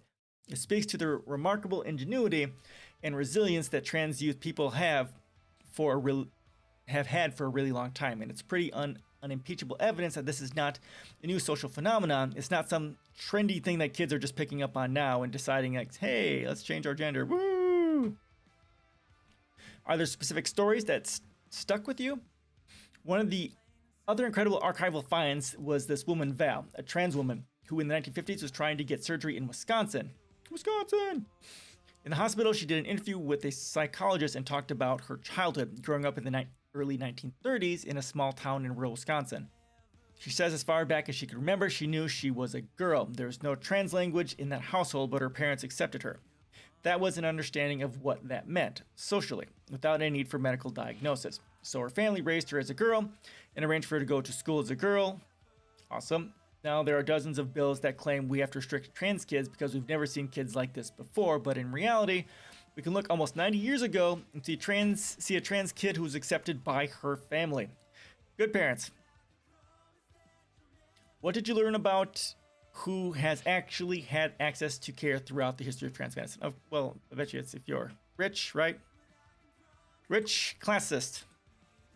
One of the biggest lines of difference was racial, of course. White trans people were seen as having a problem in their gender development that could be corrected, and in fact must be corrected because of this inherently racist idea that white civilization must have its gender norms. So right from the start, we see that white trans kids get way more access to medical care, of course, because systemic and structural racism, right?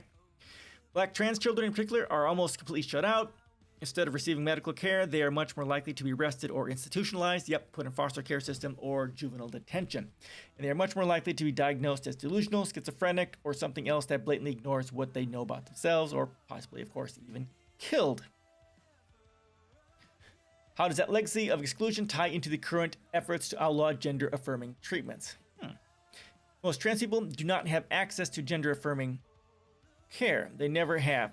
It's never been the reality. We're not even close. It's primarily upper middle class and white educated families that actually have the time and the money to access care. Exactly, which is why, of course, gender-affirming surgeries and care needs to be an integral part of universal health care.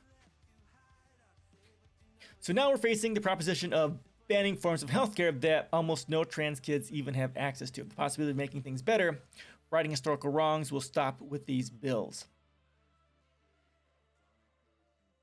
And it's a direct continuation of this history that it's also a racial history. There's a lot of disposable income and time required to get care. If you have a trans kid, you need to advocate constantly and show up and testify against the bills. So working class families, families of color, people with less resources are less able to do what it takes right now to access pediatric gender-affirming care. Again, it's that systemic and structural racism. They want you poor. They want you worried about working multiple jobs and worry about healthcare and debt so that you can't fight against these bills. And that this is really, it's right here.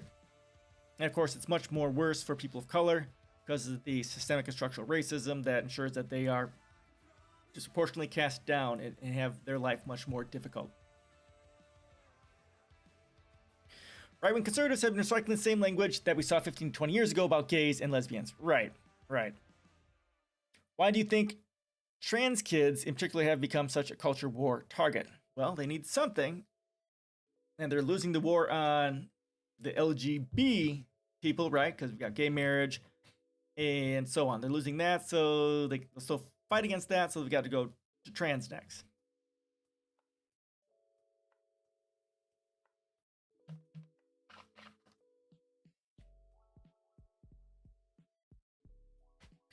Why do you think trans kids in particular have become such a culture war target?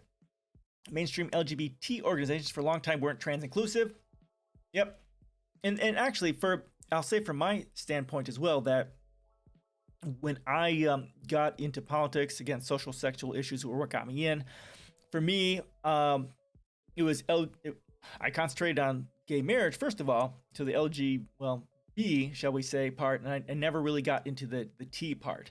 So I have a similar issue there too. For me, getting into trans rights and stuff like that has been a much more recent thing. Not actively pursuing it, but I'm much more aware of it, especially because of Twitch and some of the Twitch streamers that are out there that are, genderqueer, trans, or whatever that are out there. There's a few Twitch streamers I follow that are in that genre, I believe. So it's been a huge learning experience, even though I don't have that much time to actually watch Twitch anymore, unfortunately. So mainstream LGBT organizations for a long time weren't trans inclusive, and trans activists long warned that focusing on gay marriage would leave behind the other LGBT people who are vulnerable and wouldn't be protected by marriage, like trans people and youth. That seemed to really have come true. Trans rights have been turned into a wedge issue. And children are really easy targets because we don't grant them the privilege to speak for themselves and defend their own interests, so they are used as pawns. Right-wing conservatives have been recycling the same language that we saw 15 to 20 years ago around gays and lesbians, the language of child endangerment, grooming, pedophilia, and the need to protect children and protect schools, through really restrictive laws. The focus on children is a part of a coordinated effort, and it's not just in the US. We see it in the UK, where there's no real access to gender-affirming treatments if you're under 18. Oh. There's a media campaign to shift the discourse to focusing on children's transitions with all sorts of moral panics. It's a really disturbing coalition because you've got right-wing white supremacists, evangelicals, but you also have the politicians in the mainstream, and people on the left who are trans exclusionary and claim to be feminist. It's a perfect storm. Yeah, this is kind of mind-boggling to me. Anyone who's on the left who is against trans rights isn't on the left. I mean, period. If you're not trans inclusive, you're not leftist. All you fuckers can quote me on that. Trans rights are human rights. And if you're claiming to be leftist and you're against human rights, you are living a fucking lie. How do you think people should be responding to Arkansas passing the first trans health care ban in the US this week? Well, we need to burn that down. Yeah, Arkansas, fucking Arkansas, right? This should be a wake-up call for a lot of folks. It's no longer hypothetical. This is the time for people to reach out to the governor of Arkansas, but also to get involved in their own states and ask what they can do now before we see another passage of one of these bills.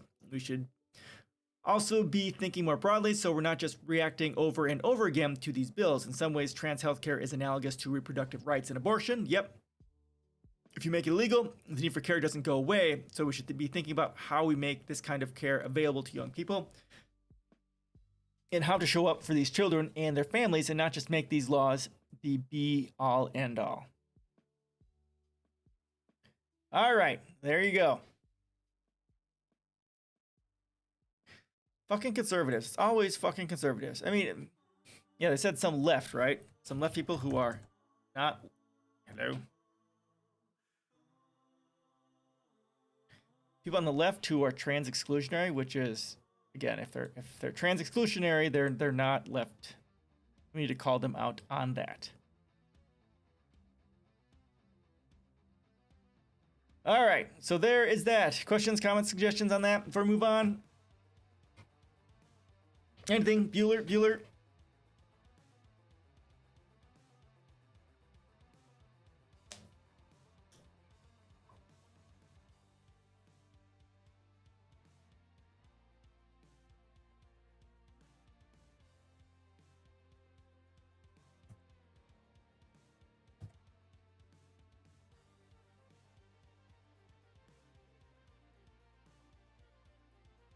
Anything?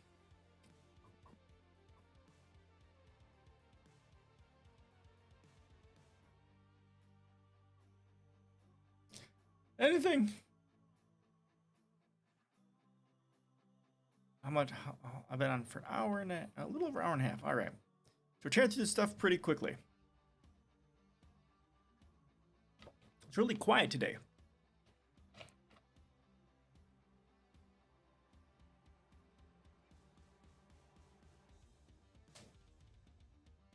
All right. Researchers develop liquid that absorbs and stores solar energy for 18 years. This is from India Times, and it is from just a few days ago, March 29th. And also let me know what you think about the rock music that's playing. I'm using Stream Beats by Harris Heller, and I have their rock album, which is pretty good.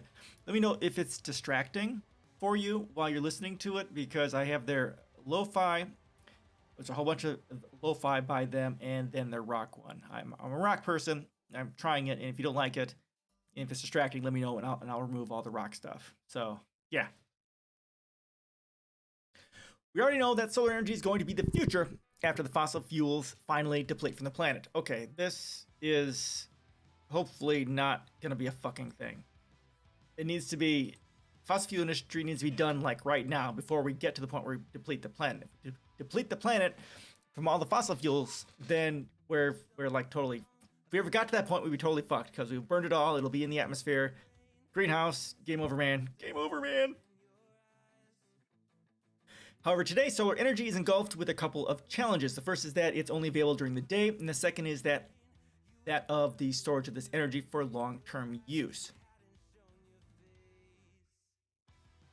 And here's one of those songs right now from the rock album there. However, a team of scientists from Sweden might have found a solution for the second challenge. They developed a solar thermal fuel, a special kind of fuel that's capable of storing the sun's energy for up to 18 years.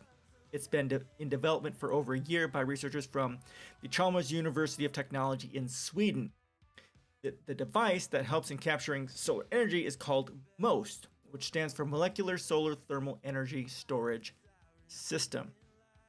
It works in a circular manner where a pump cycles the fuel through transparent tubes, which you kind of see here.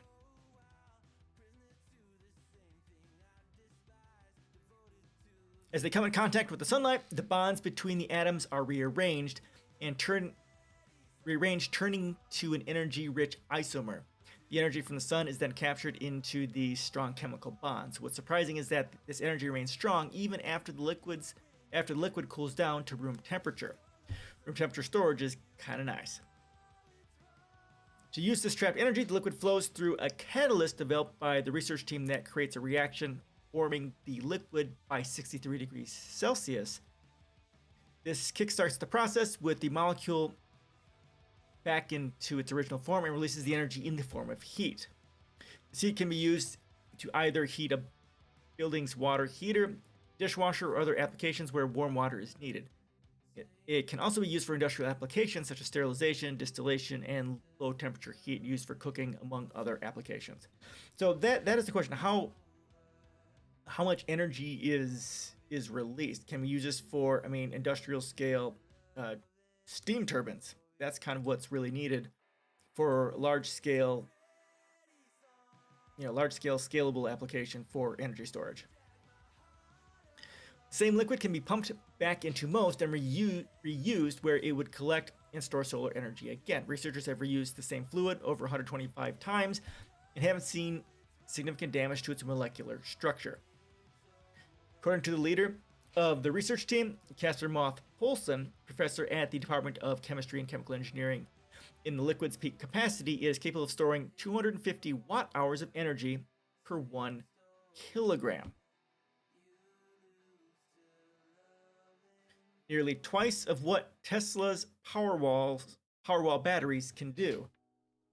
That's pretty huge, actually. Although, of course, I fully expect that this system will be a lot bigger than a Tesla Powerwall, probably, because of the pump and the heating and all that sort of stuff. I'll be curious to see what the actual efficiency is and the size is once you take all that into stuff account, and they've made something that's commercially scalable for an application like this. But that's huge. Twice as energy dense. That's pretty big. For now, researchers from Chalmers are working on developing prototypes of the tech for its large-scale operations. They've received a grant of 4.3 million euros from the European Union that is expected to last for 3 years. Okay, so just a little over a million a year. Moth-Poulsen said in a statement, with this funding, the development we can now do in the MOST project may lead to some new solar-driven and emission-free solutions for heating in residential and industrial applications. This project is heading into a very important and exciting stage. So yeah, I don't, for heating and residential applications. So this looks like it might be low scale heating, not necessarily energy storage for steam turbines and that sort of thing. So I guess we'll see how this pans out if we learn more about this over time. But it's interesting. It's a thing. Woo.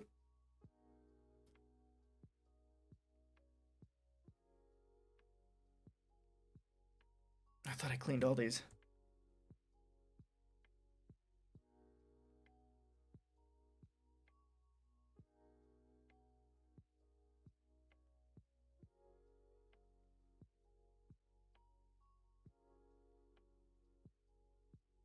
All right. Next. Questions, comments, suggestions. I know it's quiet today. So quiet. You guys still alive out there? Hello? It's okay. You don't have to. Lurking is fine. I know this whole COVID bullshit is pretty draining, right?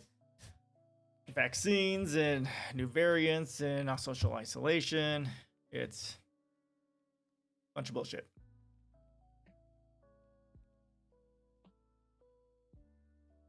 Maybe my camera a little bit. I don't know. All right. New Zealand raises minimum wage and hikes taxes on the rich. Holy shit. Something reasonable. This is from a few days ago. Yay her.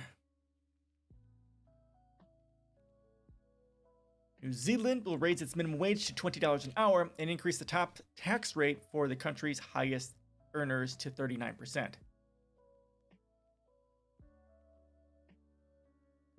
Okay, well, that's something. I mean, that's something. Changes will be rolled out on Thursday alongside smaller increases in unemployment and sickness benefits. Jacinda Ardern's government estimates the minimum wage increase, a spike of 1.14 per hour, will affect up to 175,500 workers and increase wages across the economy by 216 million. The new top tax bracket will apply to anyone earning over 180,000 a year. Oh wow, that is pretty significant. Roughly 2% of New Zealanders. The government estimates that it will bring an additional 550 million in revenue this year. Okay, so that is pretty big. Okay, so the 39% at 180,000, that is pretty big. They're adding a new tax bracket for that. I don't know what the rest of their tax brackets are, but okay, that is significant though.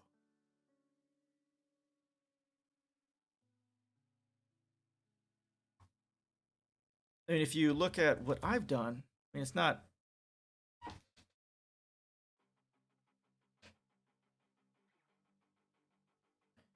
$180,000, I've got 35% at that, right?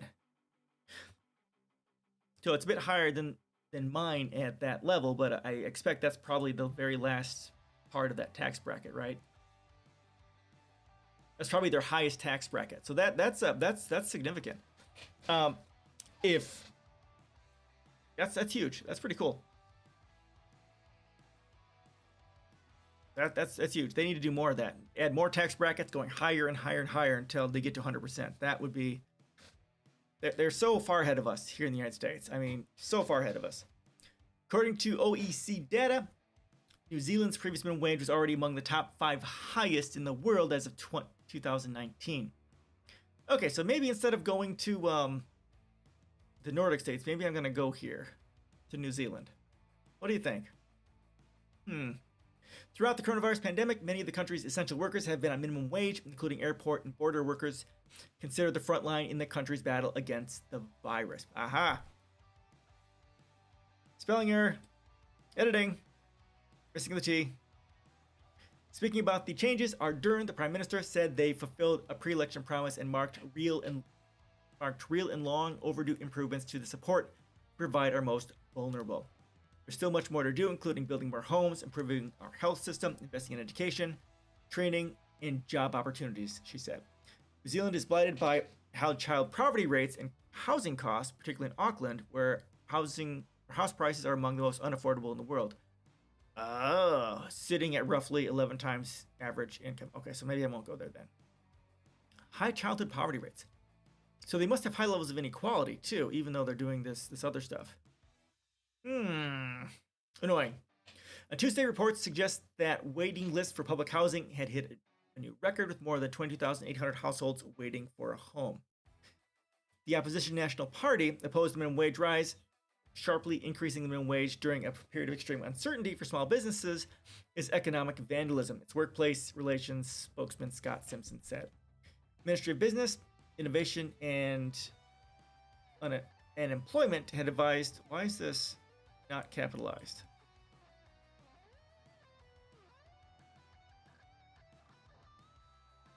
Okay, I'm beginning to doubt this website because their editing is pretty horrible. Ministry of Business, Innovation, and Employment had advised ministers to delay the increase because of the economic uncertainty caused by COVID-19. Ardern had gradually raised the minimum wage over the last 4 years, adding an increase of $4.25 an hour since 2017. Okay, cool. The Prime Minister had also made headlines by encouraging New Zealand employees to consider 4-day working week as a way of rebuilding from the pandemic. Okay, very good idea. That's what we need to do. It's part of my policy. It's good stuff. There are lots of people suggesting we should have a 4-day work week, she said at the time. Ultimately, that really sits between employers and employees. But as I've said, there's just so much we've learned about COVID and the flexibility of people working from home. The productivity can be driven out of that. Okay, some good stuff there. Very good stuff there. Everything I've heard about Jacinda Ardern has been very good there in New Zealand. So that's good stuff. Not everyone everywhere in government is corrupt. Good to know.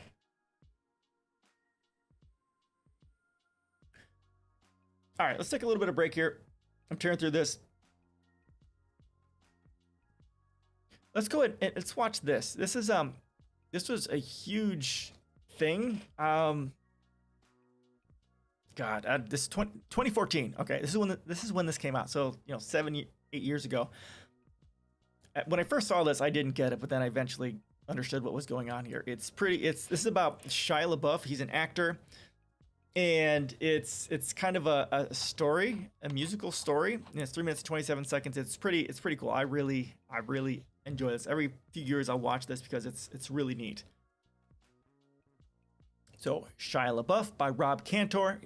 Rob Cantor wrote this and created the musical piece and got everything together to be able to do this. It's actually pretty cool. We'll watch this for just a slight break, and then we'll continue on from there as we're tearing through these articles. Make sure YouTube doesn't lose their fucking minds here.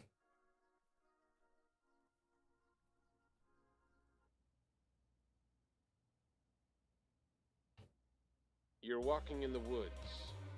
There's no one around and your phone is dead. Out of the corner of your eye, you spot him. He's following you, about 30 feet back. He gets down on all fours and breaks into a sprint. He's gaining on you. Shia LaBeouf. You're looking for your car, but you're all turned around. He's almost upon you now, and you can see there's blood on his face. My God, there's blood everywhere! Running for your life from Shia LaBeouf. He's brandishing a knife. It's Shia LaBeouf. Lurking in the shadows. Hollywood superstar Shia LaBeouf. Living in the woods. Shia LaBeouf. Killing for sport. Shia LaBeouf. Eating all the bodies. Actual cannibal Shia LaBeouf. Now it's dark, and you seem to have lost him. But you're hopelessly lost yourself. Stranded with a murderer. You creep silently through the underbrush. Aha! In the distance, a small cottage with a light on. Hope. You move stealthily toward it, but your leg! Ah! It's caught in a bear trap! Gnawing off your leg. Quiet. Limping to the cottage. Quiet. Now you're on the doorstep. Sitting inside. Shia LaBeouf. Sharpening an axe. Shia LaBeouf. But he doesn't hear you enter. Shia LaBeouf. You're sneaking up behind him. Strangling superstar Shia LaBeouf. Fighting for your life with Shia LaBeouf. Wrestling a knife for Shia LaBeouf. Stab it in his kidney. Safe at last from Shia LaBeouf. You limp into the dark woods, blood oozing from your stump leg. You've beaten Shia LaBeouf. Wait, he isn't dead. Shy surprise says a gun to your head and death in his eyes. But you can do jujitsu.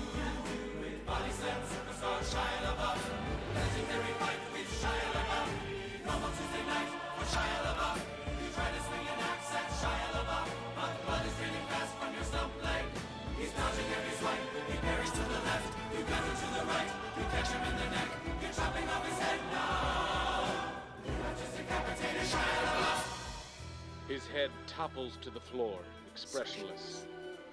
You fall to your knees and catch your breath. You're finally safe from Shia LaBeouf.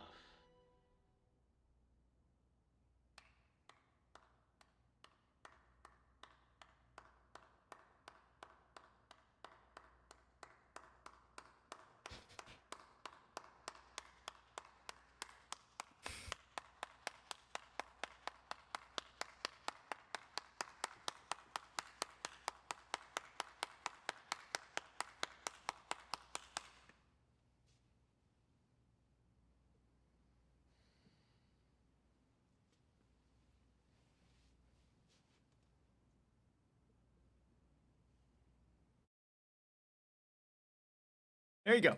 And from what I heard, Shia LaBeouf actually participated in that and did his part in here, so it's pretty cool. It's kind of crazy if you haven't seen it before, but it's a lot of fun.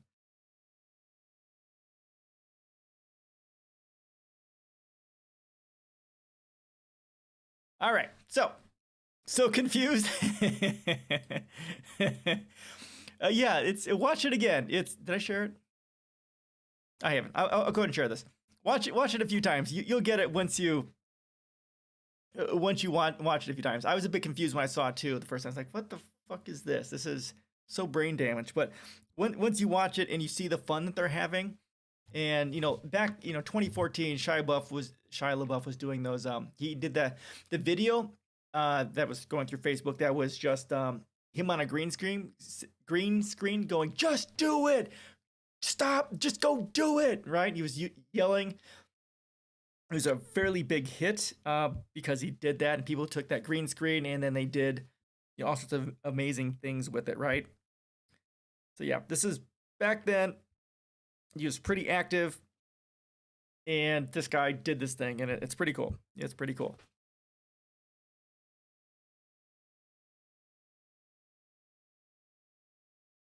You're walking. Oh, okay. Let's start this over. Oh, hold on. Okay, where's that coming from?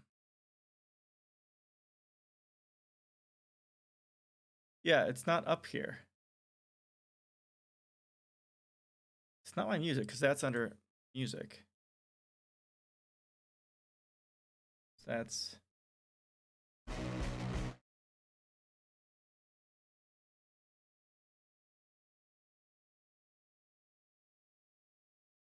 there it is. Oh, it's the next video. That's what. There we go. All right, freaking out here. All right, here we go.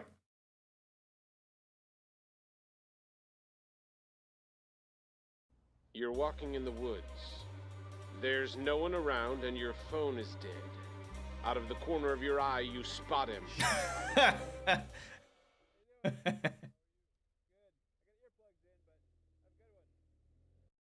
That's pretty funny. What's up? That's pretty funny. Actual cannibal Shia LaBeouf. All right. So, just a second here while I get my phone dealt with. Actual cannibal Shia LaBeouf. Shia LaBeouf. Shia LaBeouf.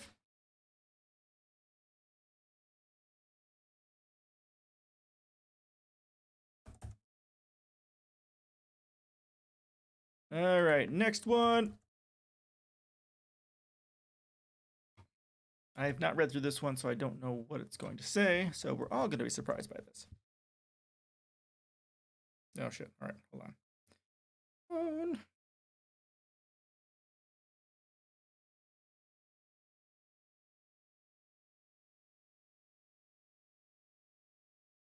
All right.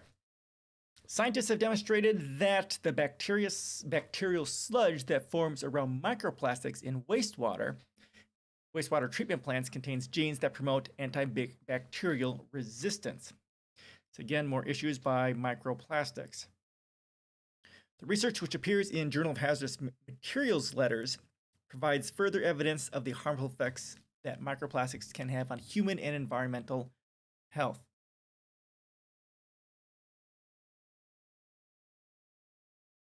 Plastics are one of the defining materials of the modern world. Plastics are so prevalent that researchers have suggested their widespread presence within global archaeological formations includes a new global epoch, the Anthropocene.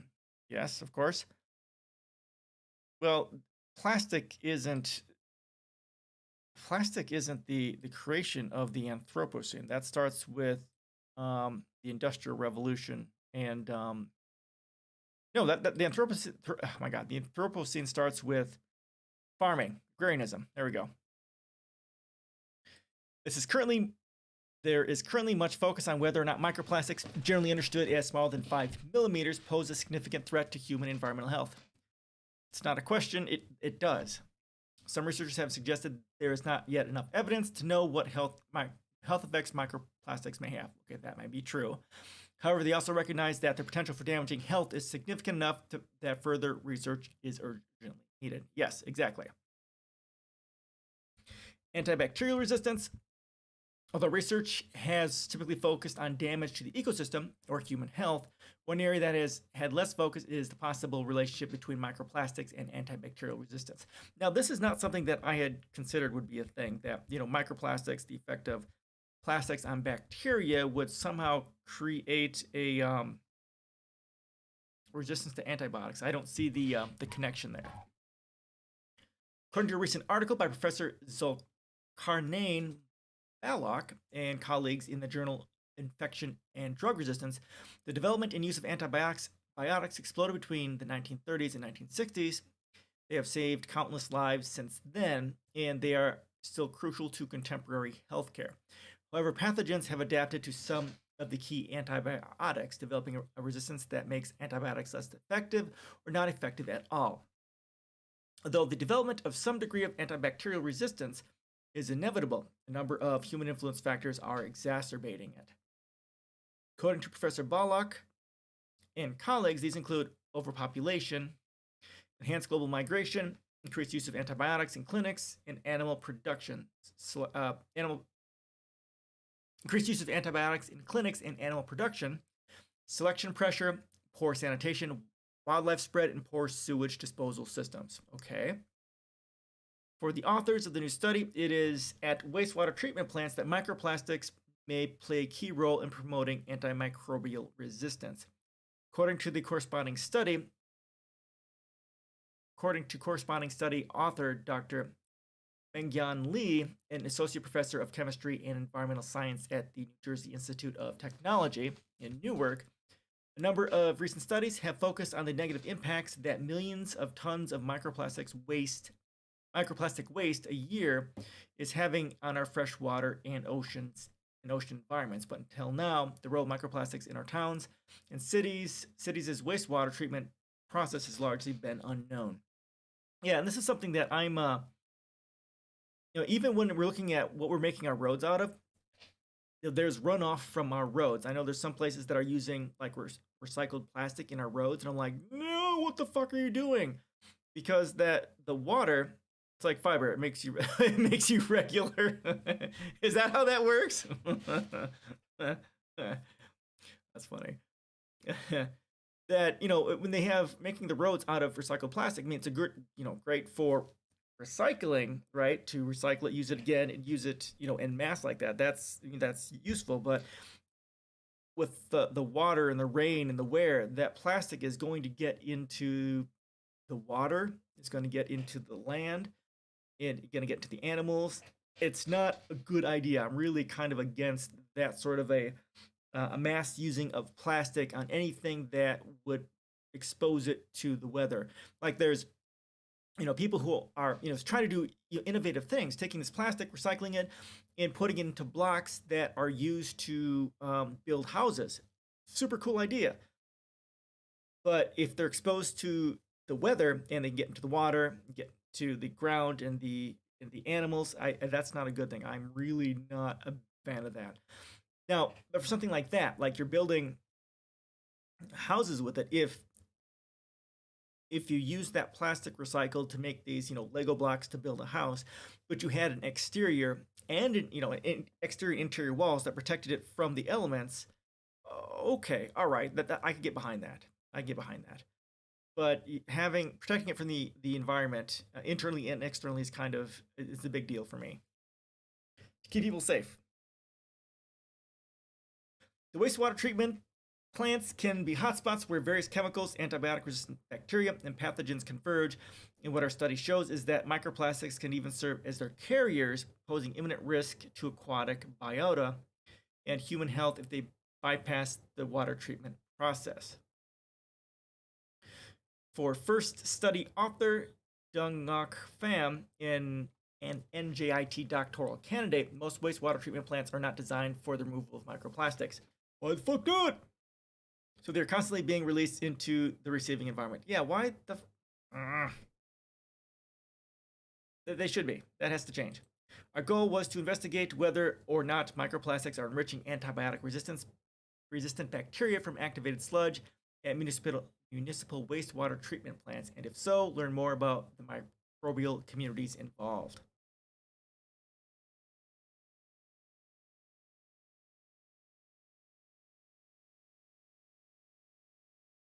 One moment. Actual cannibal Shia LaBeouf.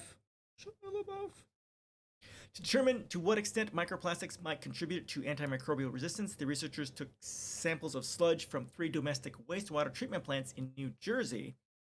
In the laboratory, the team introduced polyethylene and polystyrene, 2 common microplastics, into samples of sludge to which the bacteria could attach and create biofilms. They also used sand as a control material for a biofilm to form. They analyzed the samples using quantitative polymerase chain reaction, PCR, which is what they used for COVID, right? Those plastics house bricks are fused together with heat and resins will last longer than the people. Fire is what you need to run. Oh, okay. So yeah, it may last longer than people, right? But that's kind of part of the issue that it's. Hey, ladies, man, how you doing? Oh, I didn't even see your name because your name pops up as red. Yeah, so again, that's also part of the problem. If you heat up that plastic, I didn't know that they're fused together, which is also that's a good thing.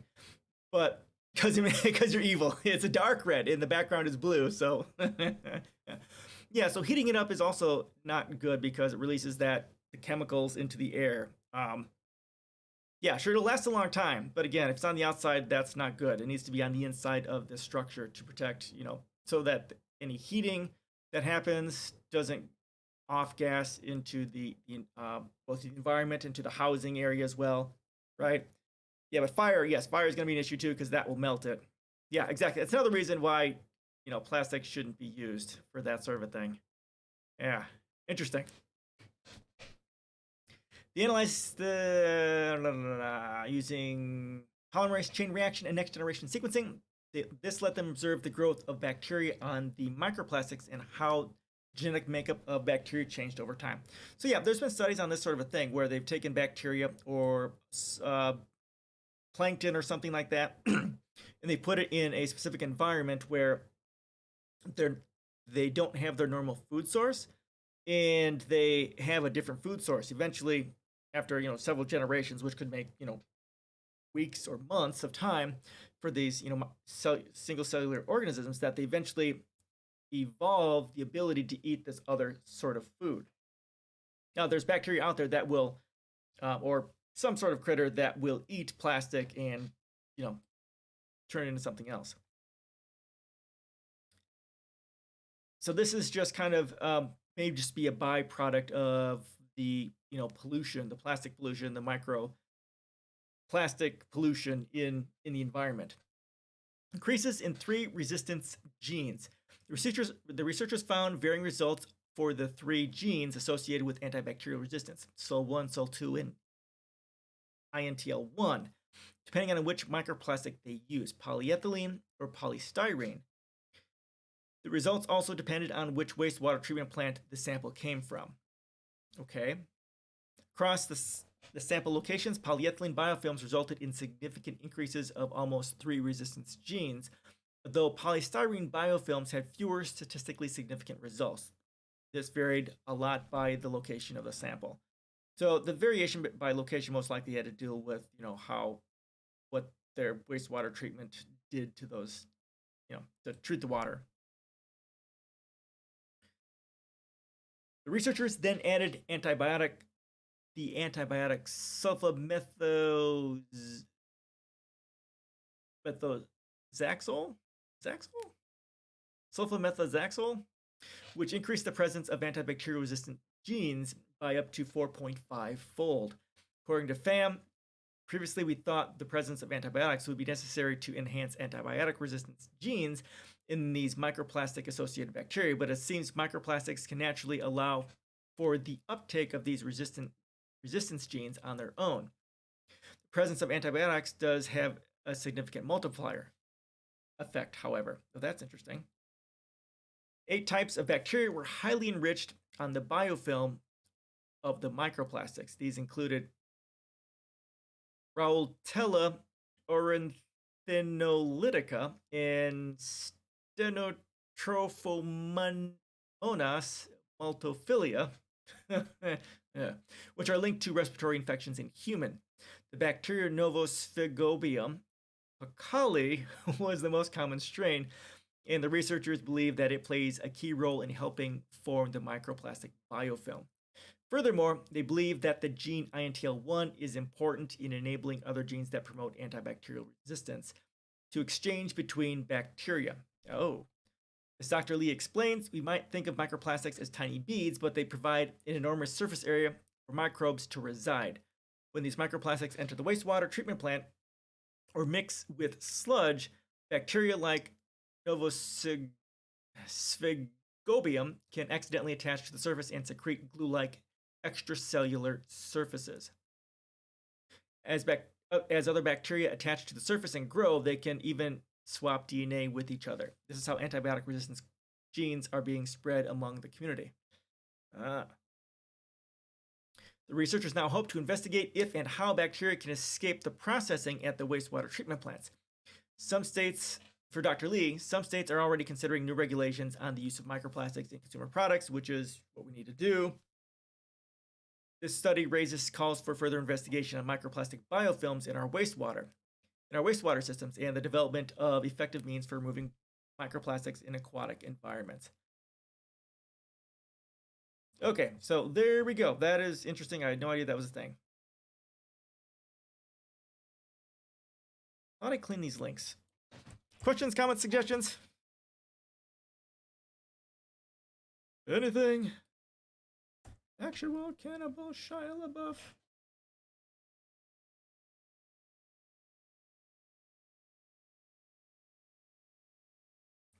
This one I found interesting. Conceptually. This is from just a few days ago, actually. Humans will probably evolve to be venomous. Earworm. Yeah, I hadn't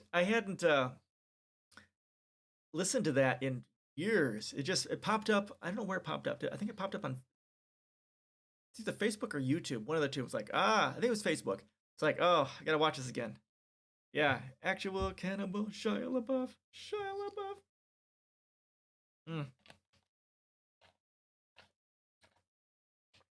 Hopefully I've infected some of you with that earworm. All right. It's from Popular Mechanics from a few days ago. Could future humans evolve to have venom glands? In new research, scientists close a long open door by casually linking early salivary glands with what eventually became venom glands in many animals. Shia LaBeouf. Because saliva is the common thread, that means anyone with salivary glands could eventually develop venom, from mice in the new experiment all the way up to humans. So imagine, right, if we are an interstellar species, multiple planets, right, or even potentially someday in different solar systems, eventually there could be this evolutionary this evolution in a human species that eventually somehow, for some reason, develops venom in their glands, which would be fucking freaky. First, the facts. In the study, scientists from the Okinawa Institute of Science and Technology Graduate University OIST, and the Australian National University sought to answer the old question in evolutionary biology: how did venom glands evolve in animals? Oral venom systems evolved multiple times in numerous vertebrates, enabling the exploitation of unique predatory niches. Yet, how and when they evolved remains poorly understood, the researchers explain. To narrow down the field of possible answers, the scientists studied the group of several thousand genes that are found to be expressed in tandem with venom release in animals with venom glands. They found the same genes and physical mechanisms were at work in plain old saliva glands in other animals. Quote, we found that overall venom gland gene expression was surprisingly well conserved when compared to salivary glands of other amniotes. We characterized the metavenom network, the network of approximately 3,000 non-secreted housekeeping genes that are strongly co-expressed with the toxins and are primarily involved in protein folding and modification. Okay. Don't understand a lot of that, but it's there. Basically, the saliva glands are serving up empty bowls, and venom glands are serving up bowls full of poison. The missing piece isn't in genes or mechanism, but in the contents of what is being released from the glands, special proteins. Now, at least for humans and some mammals, we use the saliva, not just, it's not the result of a fight or flight response, right? It's there to help to consume and process food as well. So I wonder how that plays into this. Why is venom such a mystery? It's mostly just that scientists haven't studied it in mass, and part of that is because venom is perplexingly common and eclectic. While many snakes employ an oral venom system for securing prey, there are also mammals such as shrews and solenodons that have evolved oral venom systems based on salivary glands for prey capture and defense, the scientists say. There are thousands of venomous animal species. The widespread nature is one reason why a common genetic ancestor is so exciting. In this case, researchers highlighted the shared link between specifically mammals and reptiles. There are only a handful of venomous mammals, and the actual venom they another spelling errors. Lots of spelling errors today. Secrete should end with an E. And the actual venom they secrete is different. The researchers explained. For instance, salivary tissue of most mammals produce large volumes of very dilute mixtures, while snake venom glands produce highly concentrated mixtures of diverse toxins. All this helps to explain why the link hasn't previously been explored. The pool of venomous animals was just too big for a link to suggest itself at first glance. In venomous snakes, gene families have undergone greater expansions and have evolved at a significantly higher rate than in other lineages like mammals, scientists say, which is why these snakes are spitting out high-octane venom compared to the watery venom of mammals with the same genetic pattern for expression. But knowing that it all goes back to early salivary glands mean there's a better place to start exploring the commonalities as well as the differences. Okay, so there you go. Humans may eventually evolve the salivary glands because we have the tools for it to possibly be a thing, at least evolutionarily, which would be interesting. Never, ever considered something like that. That's pretty crazy.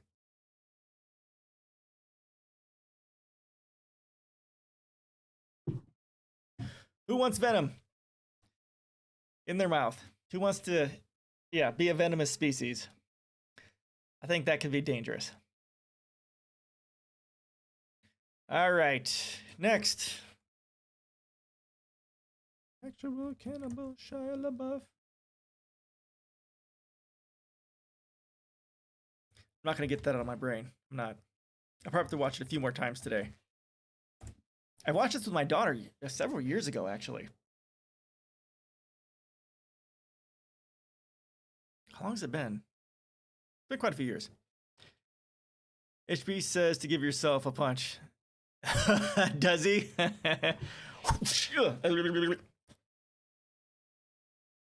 Yeah. H is one of the guys that I work with. He's pretty cool. Thanks, Mary. Israel is an apartheid state, so U.S. should stop aid, says Americans in poll. Okay, this is from April 1st. Okay, does that make it suspect? I don't imagine that Middle East Monitor would post this as a New Year's thing. This short? This is pretty short. Okay. All right, a new survey has found further evidence of waning support for Israel within the U.S., with more Americans saying that they do not want the Zionist state to be a major recipient of U.S. aid. The poll was conducted following the release of a report by Israeli human rights group B'Tselem, which was headed a regime of Jewish supremacy from the Jordan River to the Mediterranean Sea. This is apartheid. In reaching its conclusion, B'Tselem said that the threshold for defining Israel as an apartheid regime had been met, and that such a determination was reached in consideration of the accumulation of policies and laws that have been devised to entrench its control over Palestinians. It cited the 2018 Jewish national state law, the 2018 nation state law, which critics insist has formalized apartheid in the country. Carried out by IRMEP earlier in March, the poll asked whether, in light of the B'Tselem report, Israel should be a leading recipient of U.S. aid. Of those who responded, 38% said that Israel should not be a leading recipient of aid. Just 33% said that it should continue to receive $3.8 billion per annum from Washington. Wait, it said only 38% said. What does it say here? Well, this is a bit misleading. Well, sure, Americans say a lot of things. Some Americans say Trump was a good president, but that's I mean, okay, so this is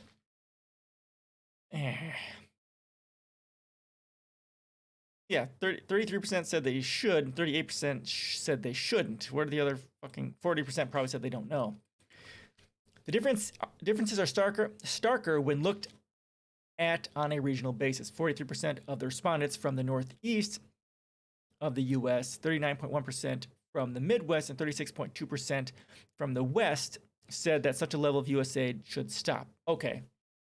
With 36.1%, those in the American South are most likely to want aid to Israel continue. Of course, because the South is more conservative. Okay, so 43%, okay. So it's still not a majority, though. That's what's fundamentally broken.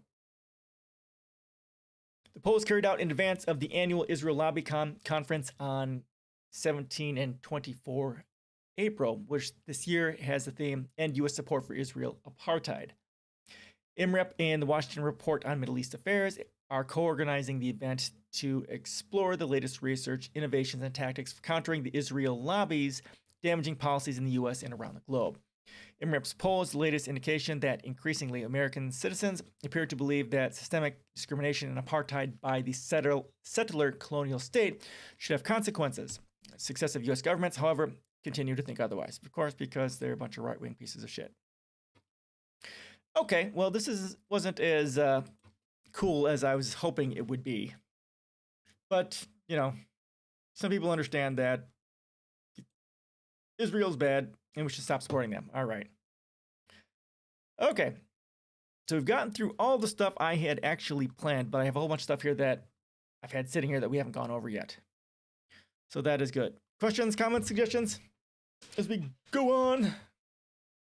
Actual Cannibal Shia LaBeouf.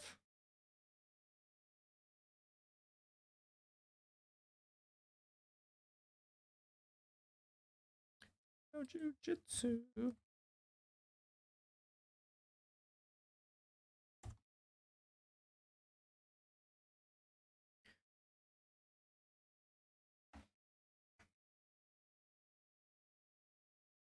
Anything? Are anyone pro-Israel here? Definitely not. Israel's a terrorist organization. EDS, it's in my policies.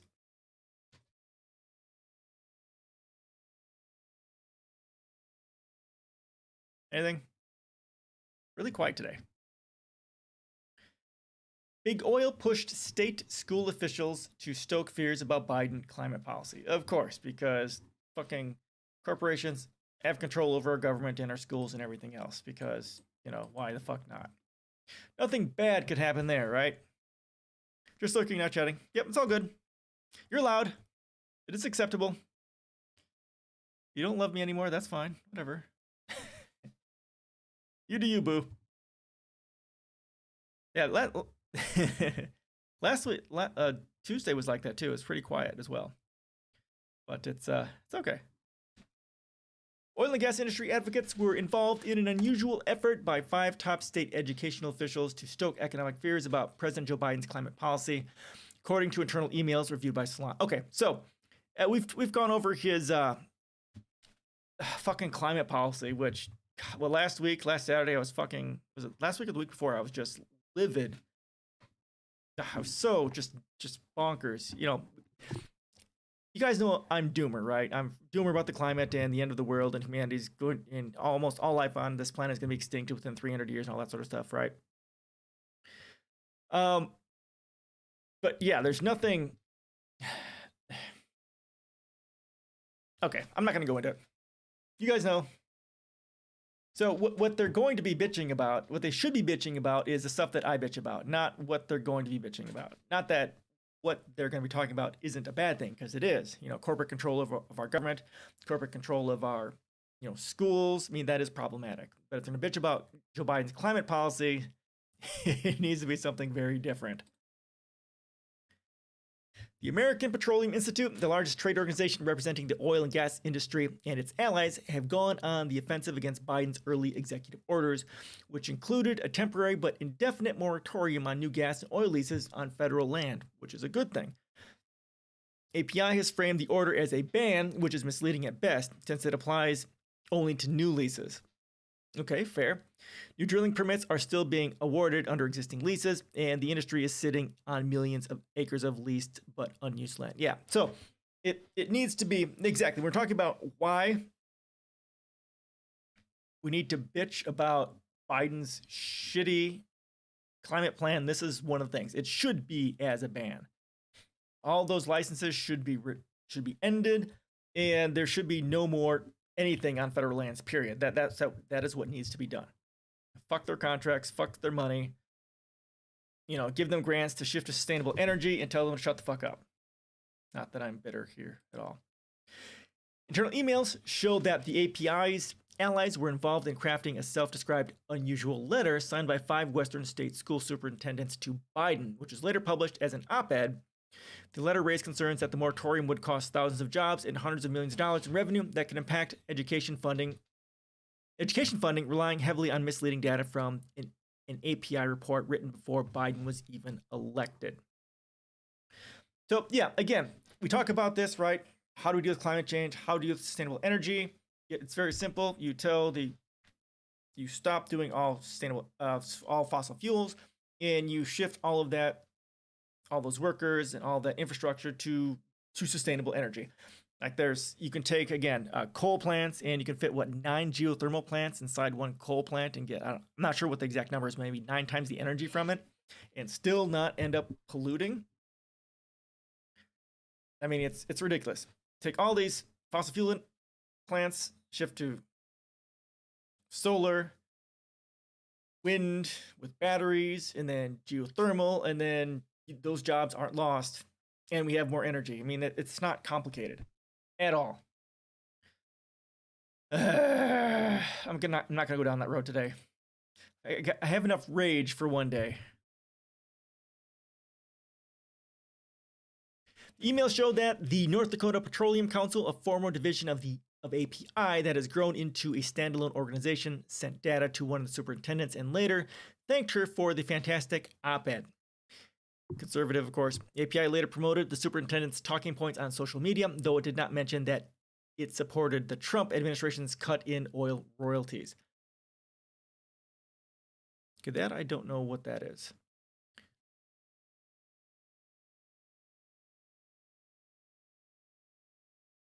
We have to check that out. That had made up a much larger share of industry revenue distributed to states that helps fund education. The letter immediately set off alarm bells among industry experts. The letter was clearly drafted for them, and they were just asked to sign it. Mark Squilance, a former Interior Department official who is now a professor of natural resources law at the University of Colorado Law School, concluded in an interview with Salon. I don't know what they actually know about oil and gas revenues, but the idea that hundreds of millions of dollars are going to be lost by the states is just ridiculous. It's absurd. Okay, so again, hundreds of millions of dollars of revenue. Okay, let's just give them that. Again, you shift from fossil fuel infrastructure to sustainable energy, so you don't lose those jobs, and then you also increase minimum wage. Boom, you fixed everything right there. Squilance added that he has never previously seen the oil industry work with elected state education officials to push misleading claims. Obviously, the education sector is going to be more sympathetic to the public than the oil and gas industry said. So it was clearly an interesting tactic, but it's fairly dishonest, or at least misleading, for them to be putting out that kind of information and broadly suggesting that a leasing moratorium is somehow going to cut the state all this money, going to cost the state all this money. The leasing moratorium is not going to do that. It's going to have a nominal impact. All systems nominal. The emails were obtained through a public records request by the progressive government watchdog group Accountable U.S. and the Climate. By the progressive government watchdog group Accountable.us and the Climate Power Education Fund, which on Wednesday launched Polluters Exposed, a joint initiative aimed at holding API and its allies accountable for decades of spreading misinformation about climate and pollution. Okay, so that we need to take a look at. Oil and gas executives love to talk about working with the Biden administration to address climate change, but these documents show behind closed doors that they are actively working to undermine that very effort, said Kyle Herrig, president of Accountable.us. Polluters Exposed will shine a light on big oil and show the American people how the industry lines its pockets by spreading misinformation and corrupting policymakers. Well, we've got plenty of evidence of that. Everything, from having known about the effects of climate change for decades, having done the study themselves, and then, of course, paying lawmakers and passing laws and writing laws to make sure that climate change and sustainable energy aren't going to be a thing. I mean, there's plenty of evidence of that.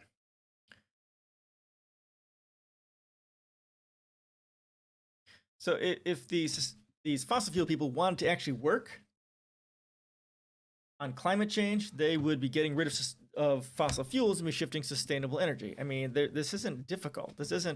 There's nothing. If they were truly doing that, they'd be doing what they need to do, but they're not.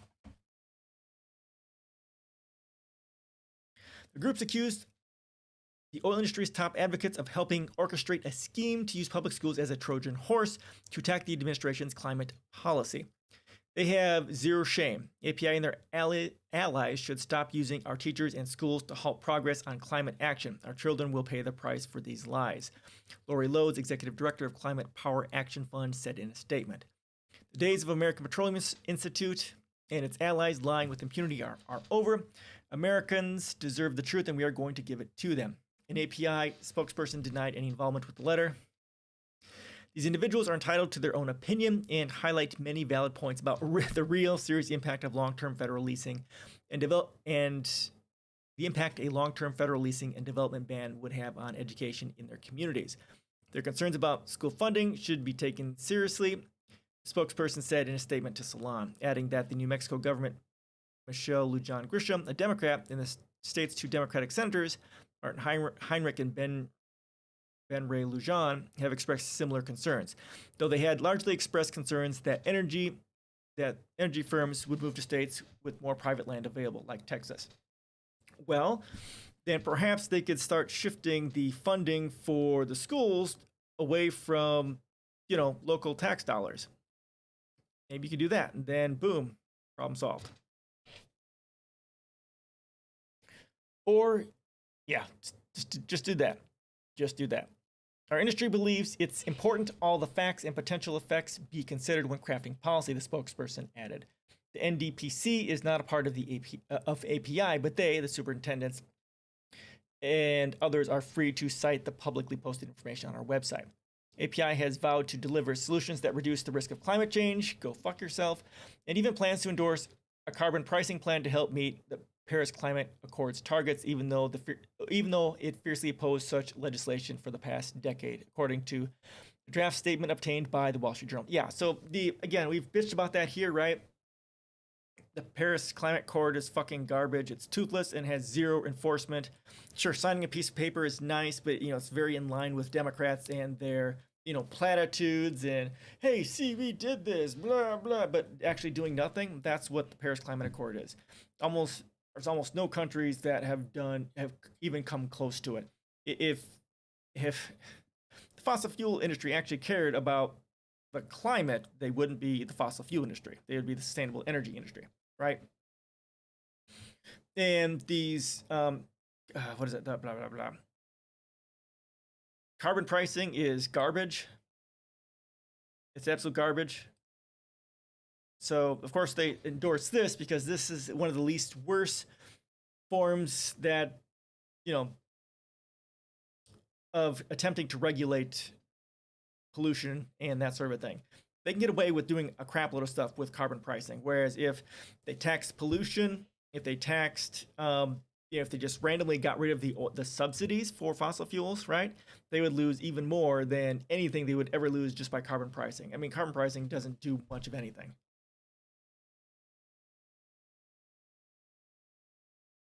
API president and CEO Mike Summers told the Washington Examiner that he is optimistic and hopeful that the group will have a seat at the table to discuss these big issues with the administration. But days after Biden took office, Summers attacked the lease moratorium, framing it as a federal leasing and development ban.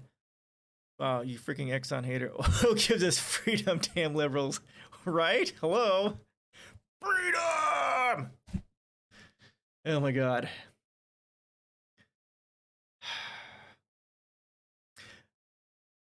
All right, now I gotta share it. Now I gotta go do this. Hold on. Hold on. All right, now you made me do this. It reminded me of this this meme I shared. Let me see if I can find see if I can find it through this. Canada. Oh my God, Canada. Will it find it there? It will not. Okay, it's on imperialism. I think this is in the flag one. No. Okay, let's check the flag one. Hold on. There's this neat little comic. Hold on. I think it's in here. Girly, how you doing? Welcome. Yeah. See, now I know that the end of the stream is coming. Thank you so much. How you doing today? Yeah, here we go. Has anyone seen America? Hold on, I got this. Sweet holy Aunt Jemima's left testicle. We struck oil. Freedom, America, war on terror, liberation. Right? This is so true. This is, yikes. It is. I love it. I added it. I don't think I had this in the post originally, but once I found it, it's like, oh, fuck yeah, I got to add it here. This is, this post talks about U.S. imperialism and that sort of stuff. And this is amazing. I'm good. A little tired today. I stayed up late again playing that game, but I'm doing pretty good. I actually got started a little bit late. So I was showering. Like I have an hour before I stream is kind of my setup period and getting ready. I was showering during that first like half an hour, something like that. But so I was in a little bit of a hurry this morning, but not too bad. I'm awake.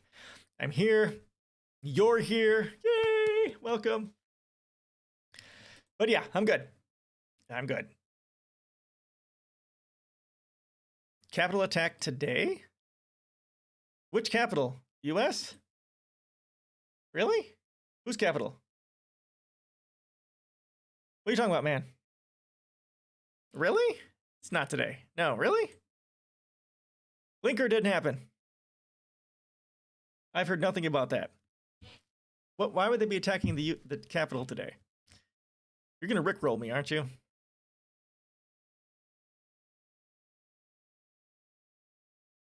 I'm watching you.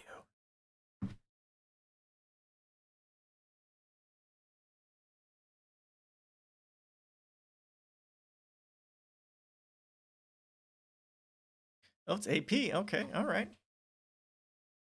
Car rams into police at Capitol barricade. Oh.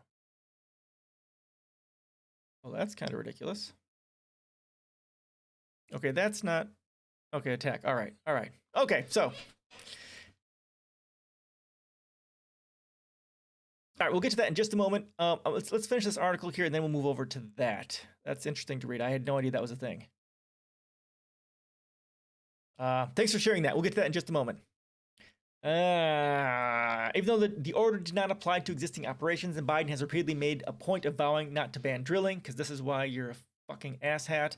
Summers warned that such a ban could result in significant cuts to state funding that support schools. Again, we have ways of fixing that, but they don't want to do that. That same week, Kristen Hamann, a director of regulatory and public affairs at the North Dakota Petroleum Institute, sent North Dakota State Superintendent Kirsten Basler an email sharing data claiming that an oil and gas lease ban would cost her state thousands of jobs, $600 million in tax revenue, and $750 million in personal income over the next 4 years. Again, if you want to solve that problem, take all those oil and gas leases and support subsidies for sustainable energy and increase the minimum wage. Boom, you solve the whole thing. Ron wanted me to send you some North Dakota stats on oil impacts. Hamann wrote, referring to Ron Ness, the group's president, who was copied on the email. Thank you, Kristen. Basler replied, this is very helpful. Blah, blah, blah, blah. The following month, the unusual letter to Biden signed by Basler, along with the Wyoming State Superintendent Jillian Ballo, Montana State Superintendent Elise Arnson, Utah Superintendent Sidney Dickinson, and Alaska State Commissioner Michael Johnson contained the exact figures shared by Hamann. In North Dakota, the lease moratorium would result in 13,000 lost jobs over 4 years, along with $600 million in lost tax revenue, and 750 million lost in personal income, the letter said. North Dakota's oil and gas industry accounts for 24,000 direct jobs in the state, which is what... Okay, I'm not going to keep saying this over and over again. You guys have heard me. Ness followed up with Basler a few days later. Thank you. This is fantastic. He wrote. I wonder how many emails Biden gets a day. Yeah, right? So obviously, you know, he doesn't touch his emails for the most part. I bet it gets filtered through his, you know, whoever who looks at it and gets rid of the hate mail and the spam and, you know, the threats on his life and that sort of a thing.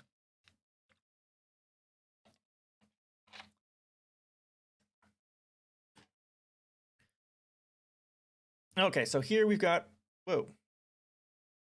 What the fuck was that?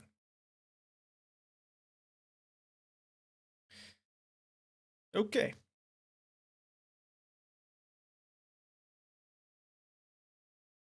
Basler told Salam, North Dakota, data did not come from an API report, but an analysis by a researcher at the University of Wyoming, and denied that she had coordinated with oil and gas industry advocates. You know, on its face, the stats, I mean, there's nothing wrong with the stats in and of itself, right? It's just that using that as a way of manipulating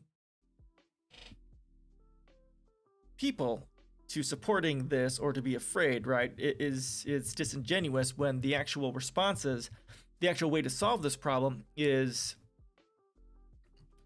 by ending fossil fuels. Bet at least 400 legit emails. He probably has a few staff answering them. Yeah, exactly. That's exactly right. And then anything that's actually important would actually get sent to him. Actually, probably his staff would probably summarize it and say, hey, we received a whole bunch of emails on this topic. These are the highlights or the focal points of these, right? And yeah, exactly. Basler told Salon the North Dakota data. Okay, but I've read that. State school chiefs in western energy producing states coordinated their efforts on this letter. She said in an email, "We're rightly concerned about the Biden administration's open hostility to domestic energy production. This is incorrect framing. Of course, making people afraid, and its effects on energy income that our state relies upon for educating our young people." Again, it's that tie between the local taxation that creates a large part of this problem. And that's part of why I say do I say this in my policies, that we nationalize our education system? That's the way I've been thinking, but I don't know if I added that to my policies explicitly. Let me check this. Let me check. I don't think I have or not. I bet you it's a lot more than 400 legit emails. Yeah, okay. Nationalize. God. Nationalize the school system. Yes, I do say that. Okay. Yep.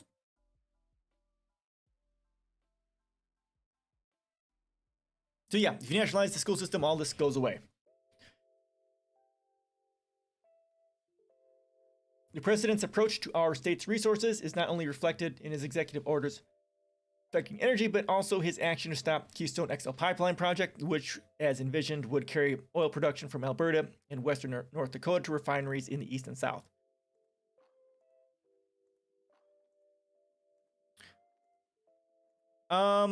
Maybe. Is that what I mean? Basically, take away the, you tell me what I mean. How about that? Since you seem to know. The federal government should pay for all of the education. It shouldn't be sponsored necessarily by state or local governments. That's what I mean by nationalizing it. Federal government pays for it all. So, what should I say? So I say the same thing for our healthcare as well, right? Because there's an article I read on that, between the difference between Bernie Sanders' Medicare for all and nationalizing it. So I said nationalizing it. Schools are already government run. Yes, correct. I think federalized is the more appropriate. Okay, I will check that out then. Thank you for that. Federalize instead of nationalize. All right, I will check that out, man. Thanks for the correction. I appreciate that. I'll take a look at that. So I don't use the word federalize. I use nationalize, but I'll take a look at that. Thank you so much. Yes, so Keystone XL, of course, that goes through the United States and leaks like shit, and the oil goes to the south, and then that oil gets shipped out of the country going to other people. We don't really, we don't benefit from this at all. Like, it just means run by the government, just my opinion. Okay, all right. Yeah, no, I get what you're saying. Nationalizing may seem like a much more general term than something more technically specific like federalized might. Yeah, I'm not sure. I may have to look at that.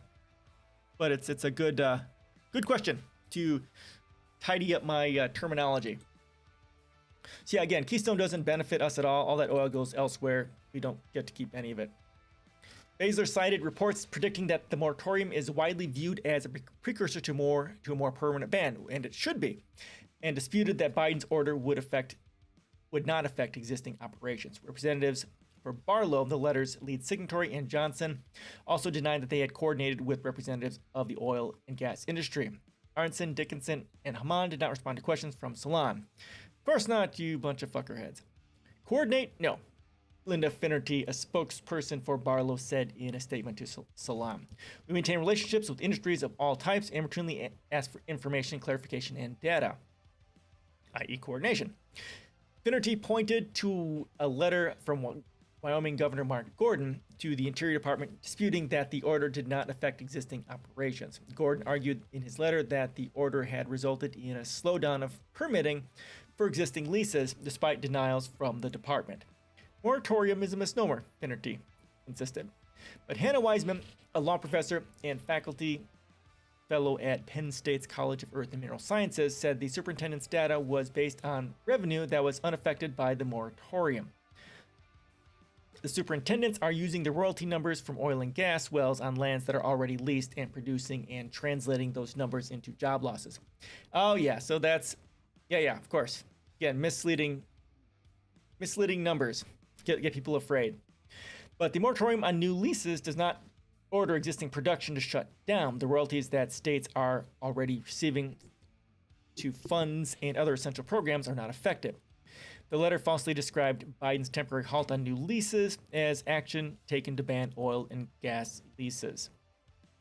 It is imperative that we bring to light the arbitrary, inevitable move to shut down oil and gas production on federal lands in our states that depend on revenues from various taxes, royalties, disbursements, and lease payments to fund our schools, community infrastructure, and public services, the letter said.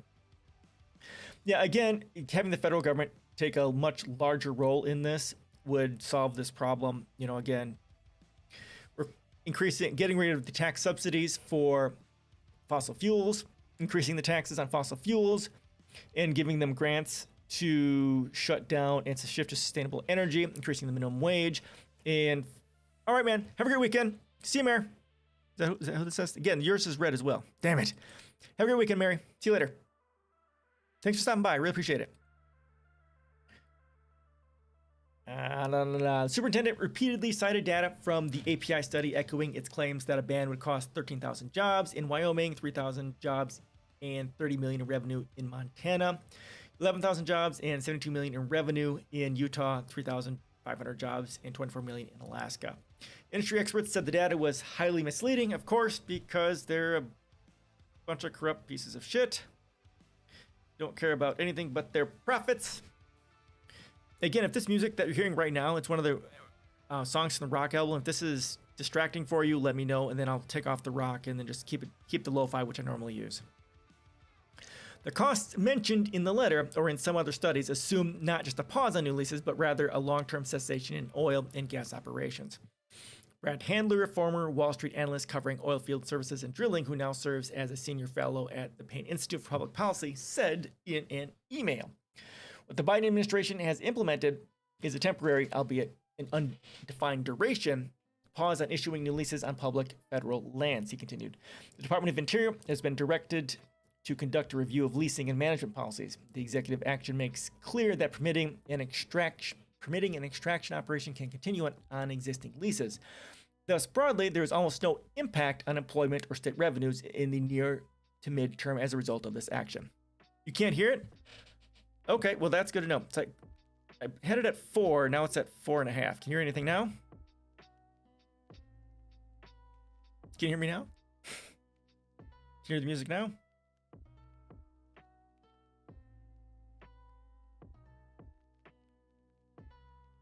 Not really? Okay, so this is 5.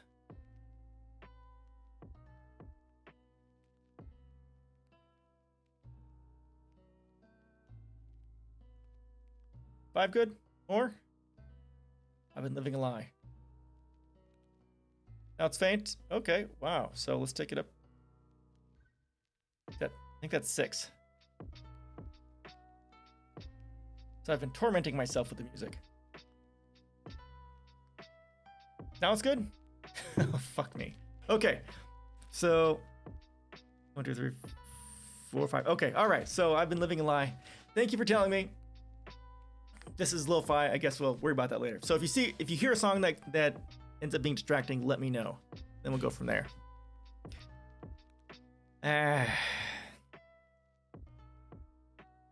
Okay, so there we go. API later promoted the superintendent's talking points on Twitter, citing a quote from Barlow claiming that Biden's moratorium was a lockdown of an industry our students in Wyoming really depend upon. The API, here's one of them.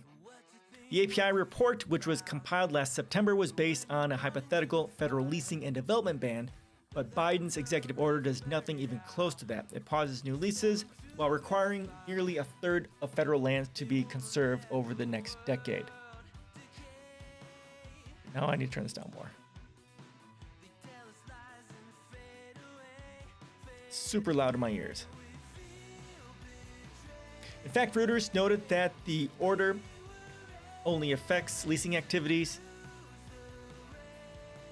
and not raising the possibility that the government could resume providing drilling permits to those who picked up leases in a series of auctions held in the waning days of the Trump administration. The Interior Department approved 33 such permits in the week following Biden's leasing pause. Bloomberg News reported Bloomberg News reported. The oil and gas industry also has a stockpile of 7,700 unused leases, according to the Interior Department, leaving more than 13.9 million acres of public land available for drilling operations without any new leasing. Since President Biden's executive order directing a review of the federal oil and gas program and pause on new leasing, API has been very clear that our concern is that this action is the first step towards a long-term federal leasing and development ban. An API spokesperson told Salon, which it fucking should be. Our analysis was released in September 2020 and was not in response to Biden's executive order. It found that should a long-term ban be implemented, it would shift the U.S. foreign energy. It would shift the U.S. to foreign energy sources, cost nearly million American jobs, increase carbon dioxide emissions, and reduce revenue that funds education and key conservation programs. Okay, again, it doesn't have to be this way, right? We stop all oil production, and then we increase grants to sustainable energy, create mandates for sustainable energy, increase taxes on fossil fuel industry, right? And fund that infrastructure for sustainable energy and all that sort of stuff. It doesn't have to cost anyone anything. It's going to increase jobs. You increase minimum wage along with increasing all the stuff for sustainable energy, and none of this becomes any problem at all. Skoulas said the industry was manipulating and distorting the issue in order to attack the administration, even though Biden's order will have little impact on revenues. This is a really bad time to be leasing federal oil and gas because the price has been historically low, he said. Adding that demand for new leases has been so low that most are now auctioned at the minimum bid price of $2 an acre. Jesus. That doesn't suggest a robust market for oil and gas leases. This is just a big industry making it out to be a lot more than it is. Skoulas said that if education officials were actually interested in boosting revenues for schools, they would support increasing minimum bid prices, as well as other revenue streams from oil and gas drilling operations. Yeah, most of the money schools receive from public land comes from royalties on oil and gas production. Those states also get revenue from rents, bonuses, and potential penalties, according to the Interior Department. Wouldn't this give countries like Russia and Iran larger oil market share in turn to make their economy governments? Wouldn't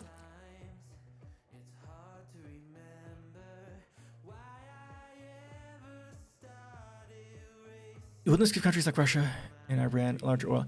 Yes, you're exactly right. Because the United States is a large oil exporter,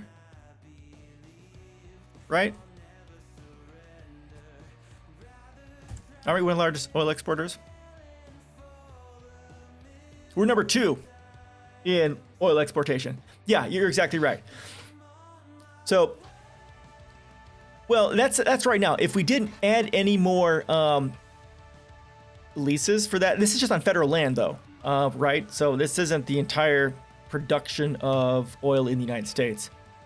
But right, if we were to engage in shifting from fossil fuels to sustainable energy, right, and reduce the U.S. supply of fossil fuels, then you're exactly right. That Russia and Iran and other countries would end up increasing their power and their economic and political power. But there's a way you can deal with that, right? Not only with the U.S., and I talk about this in my policies, I think. You start with the country shifting to sustainable energy by, again, increasing taxes and on fossil fuels, increasing subsidies. They're getting rid of the subsidies for fossil fuels, increasing the grants for sustainable energy and funding infrastructure to shift to sustainable energy, right? Provide funding for municipal energy creation through sustainable energy, right? So you do all that domestically. Then externally, if through foreign policy, you start giving maybe grants or money to other countries to shift to sustainable energy. You tie imports and exports and taxes and tariffs and stuff like that to how much sustainable energy these other countries have, and that sort of a thing. You can engage in foreign policy much like in a similar way that you do domestic policy when it comes to that sort of a thing. How is the U.S. government going to maintain its military when literally? Yes, yeah, no, that's exactly right. And well, first of all, of course, the U.S. government needs to reduce military spending by 75%. It's in my policies. And the United States is perhaps the largest polluter in the world because the U.S. military does not have to comply with environmental regulations on any of the military stuff, right? So, yes, reduce the military and start shifting the military to sustainable energy. There's ways we can do that. We might not be able to do it for everything, but you create that mandate, and then that will create the drive for the research to make that a thing. That is a very good question. Very good question. Yeah, that might be the only thing that doesn't change right away, because it'll take years. Well, it could take up to like a decade to get that sort of that research done and the technology designed and tested and developed and built. So it'll probably take a decade to get all that done, and then start the actual shift from the current form, fossil fuel-driven military over to a more sustainable military, although heavily reduced military, right? Good question. Very good question.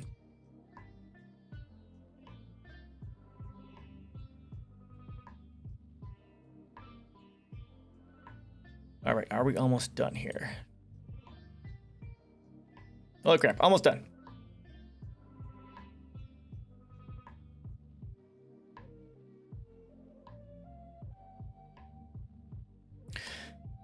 The Trump administration last year drastically cut royalty rates, which had provided states a total of $2.9 billion in revenue in 2019. Well, that's not the one. We're over here. No, that's right. In Superintendent Dickinson's state of Utah, the Bureau of Land Management cut standard royalty rates 12.5% to as low as 0.5%, according to E&E News. Oh. BLM said the move was temporary, but House Natural Resources Committee Chairman Raul Grijalva, Democrat from Arizona, called for an investigation to determine how much the change would cost in revenue and whether the cuts were necessary and properly handled. That's a huge drop, 12%. My God. Countable.us and Climate Power Education Fund argued in a news release that the oil industry's feigned worry about school budget is hypocritical. Yep, given that the industry has enthusiastically supported the Trump administration's move to slash oil and gas royalty rates, costing states and schools untold millions during the height of the pandemic when they need it most. Yeah, and also the complete and total fucking hypocrisy of the fact that fossil fuels burned creates pollution, climate change, and the effect that pollution has on children is devastating, and also it creates brain damage to an extent as well. I mean, if they really gave a fuck about the children, they would get themselves out of the fossil fuel industry. Unlike the concern raised by superintendents, Trump's order involved a direct reduction in royalty revenues as opposed to a speculative one, Wiseman told Salon. These oil and gas royalties are an integral component of many Western states' budgets, and suspending their collection would have a direct negative effect on states. The Western Governors Association warned then Interior Secretary David Bernhardt, a former oil lobbyist, in April of 2020.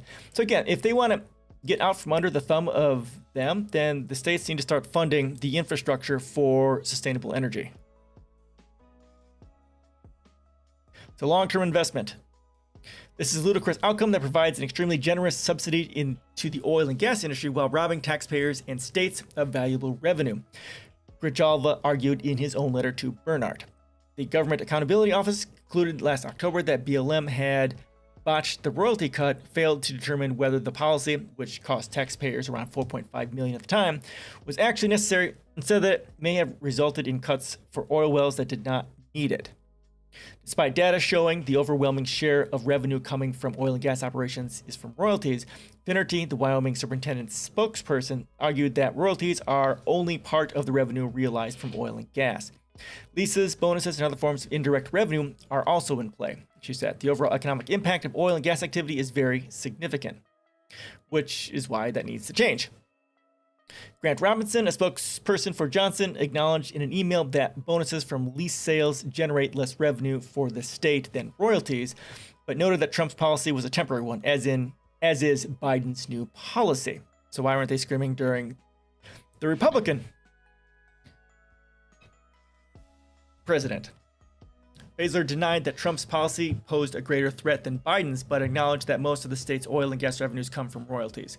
Still, she said, the Biden administration's anti-energy policies pose a much greater threat to education funding than any action taken by the Trump administration. You fucking wily and horrible pieces of shit. Schoolis rejected that argument and said that it was ironic that education officials had not raised similar concerns when Trump reduced the royalty rate. Exactly what I was bitching about. It was so absurd, he said, that states would complain about this silly little moratorium when they said nothing about the royalty relief package Trump put into effect. I mean, it just boggles the mind. Exactly.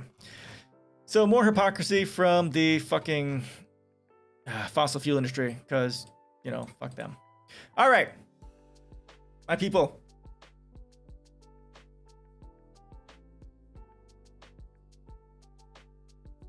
We've reached our 3-hour mark.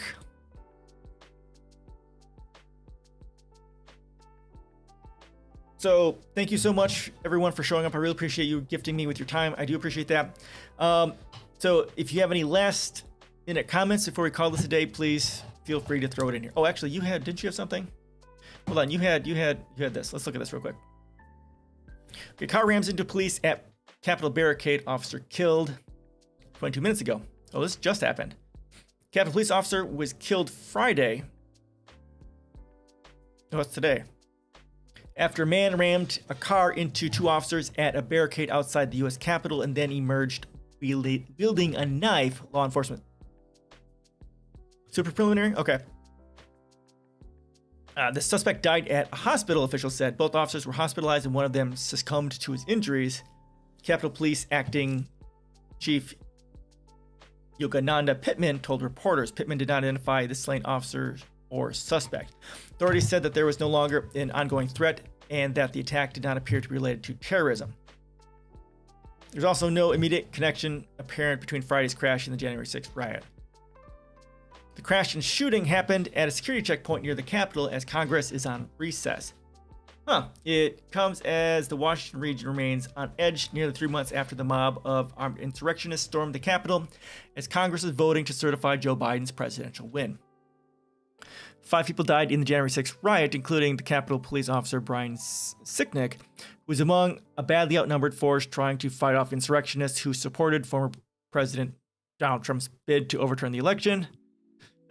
Authorities installed a tall perimeter fence around the Capitol and for months restricted traffic along roads closest to the building, but they have been pulling back some of the emergency measures in recent weeks. There's no immediate connection apparent between January 6th and Friday's crash. Pittman said the suspect did not appear to have been on police radar, but the incident underscores that the building and campus remain potential targets for violence. It occurred about 100 yards from the entrance of the building on the Senate side of the Capitol. Guy trying to run the barricade and wielding a knife is likely a terrorist. Well, right. That's kind of what I was thinking. You attack the Capitol, kill the police officer. That seems like a terrorist to me. So I think it's probably because the guy's white. I think that's the white privilege thing poking through. He's not a terrorist because he's white. And he seems to be working alone too. There is that as well. So maybe a single solitary incident, but I guess we'll when they do the research on the terrorist, whether or not he had, what his leanings were. Kind of exhausted. Gonna head up. Yeah, man. Thanks so much. Keep in mind, get some sleep. We're done here. I'm gonna finish this article, then we'll be done here for the day. So you got most of it. Have a great weekend. See you guys later. See you later. Or her?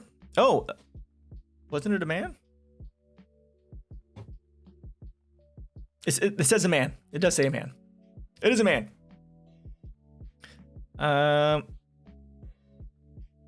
The security checkpoint is typically used by senators and staff on weekdays, but lawmakers are away for recess. They're just saying, okay, fair.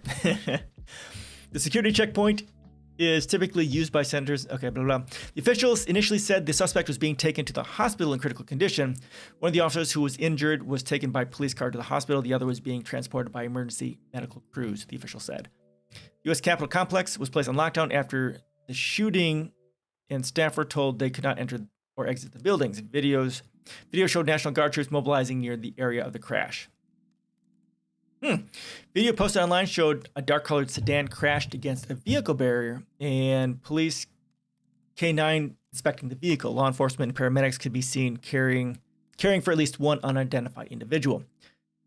President Biden had just departed the White House for Camp David when the incident occurred. As customary, he was traveling with a member of the National Security Council staff who was expected to brief him on the incident. Okay, well, that's crazy. Thanks for sharing that. I had no clue this was a thing. And it happened 22 minutes ago. Well, at least that's when this story came out. Okay, so there you go. All right, any last minute comments before we call it today? First call. I've got D&D tomorrow, Dungeons and Dragons. I'm pretty happy about that. Anything? I'll probably stay up late playing that game tonight too.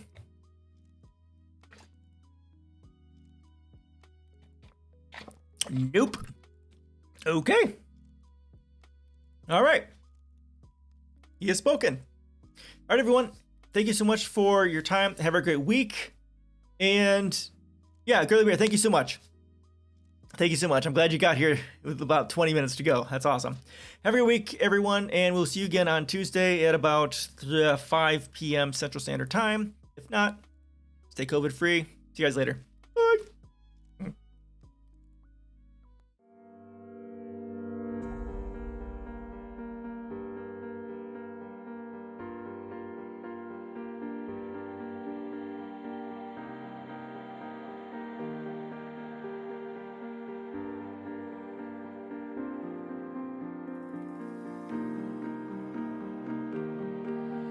Just me and you, let's make up all the rules. Count to 10 and watch the stars turn blue. Watch the stars. We're all dreamers in our own way, trying to find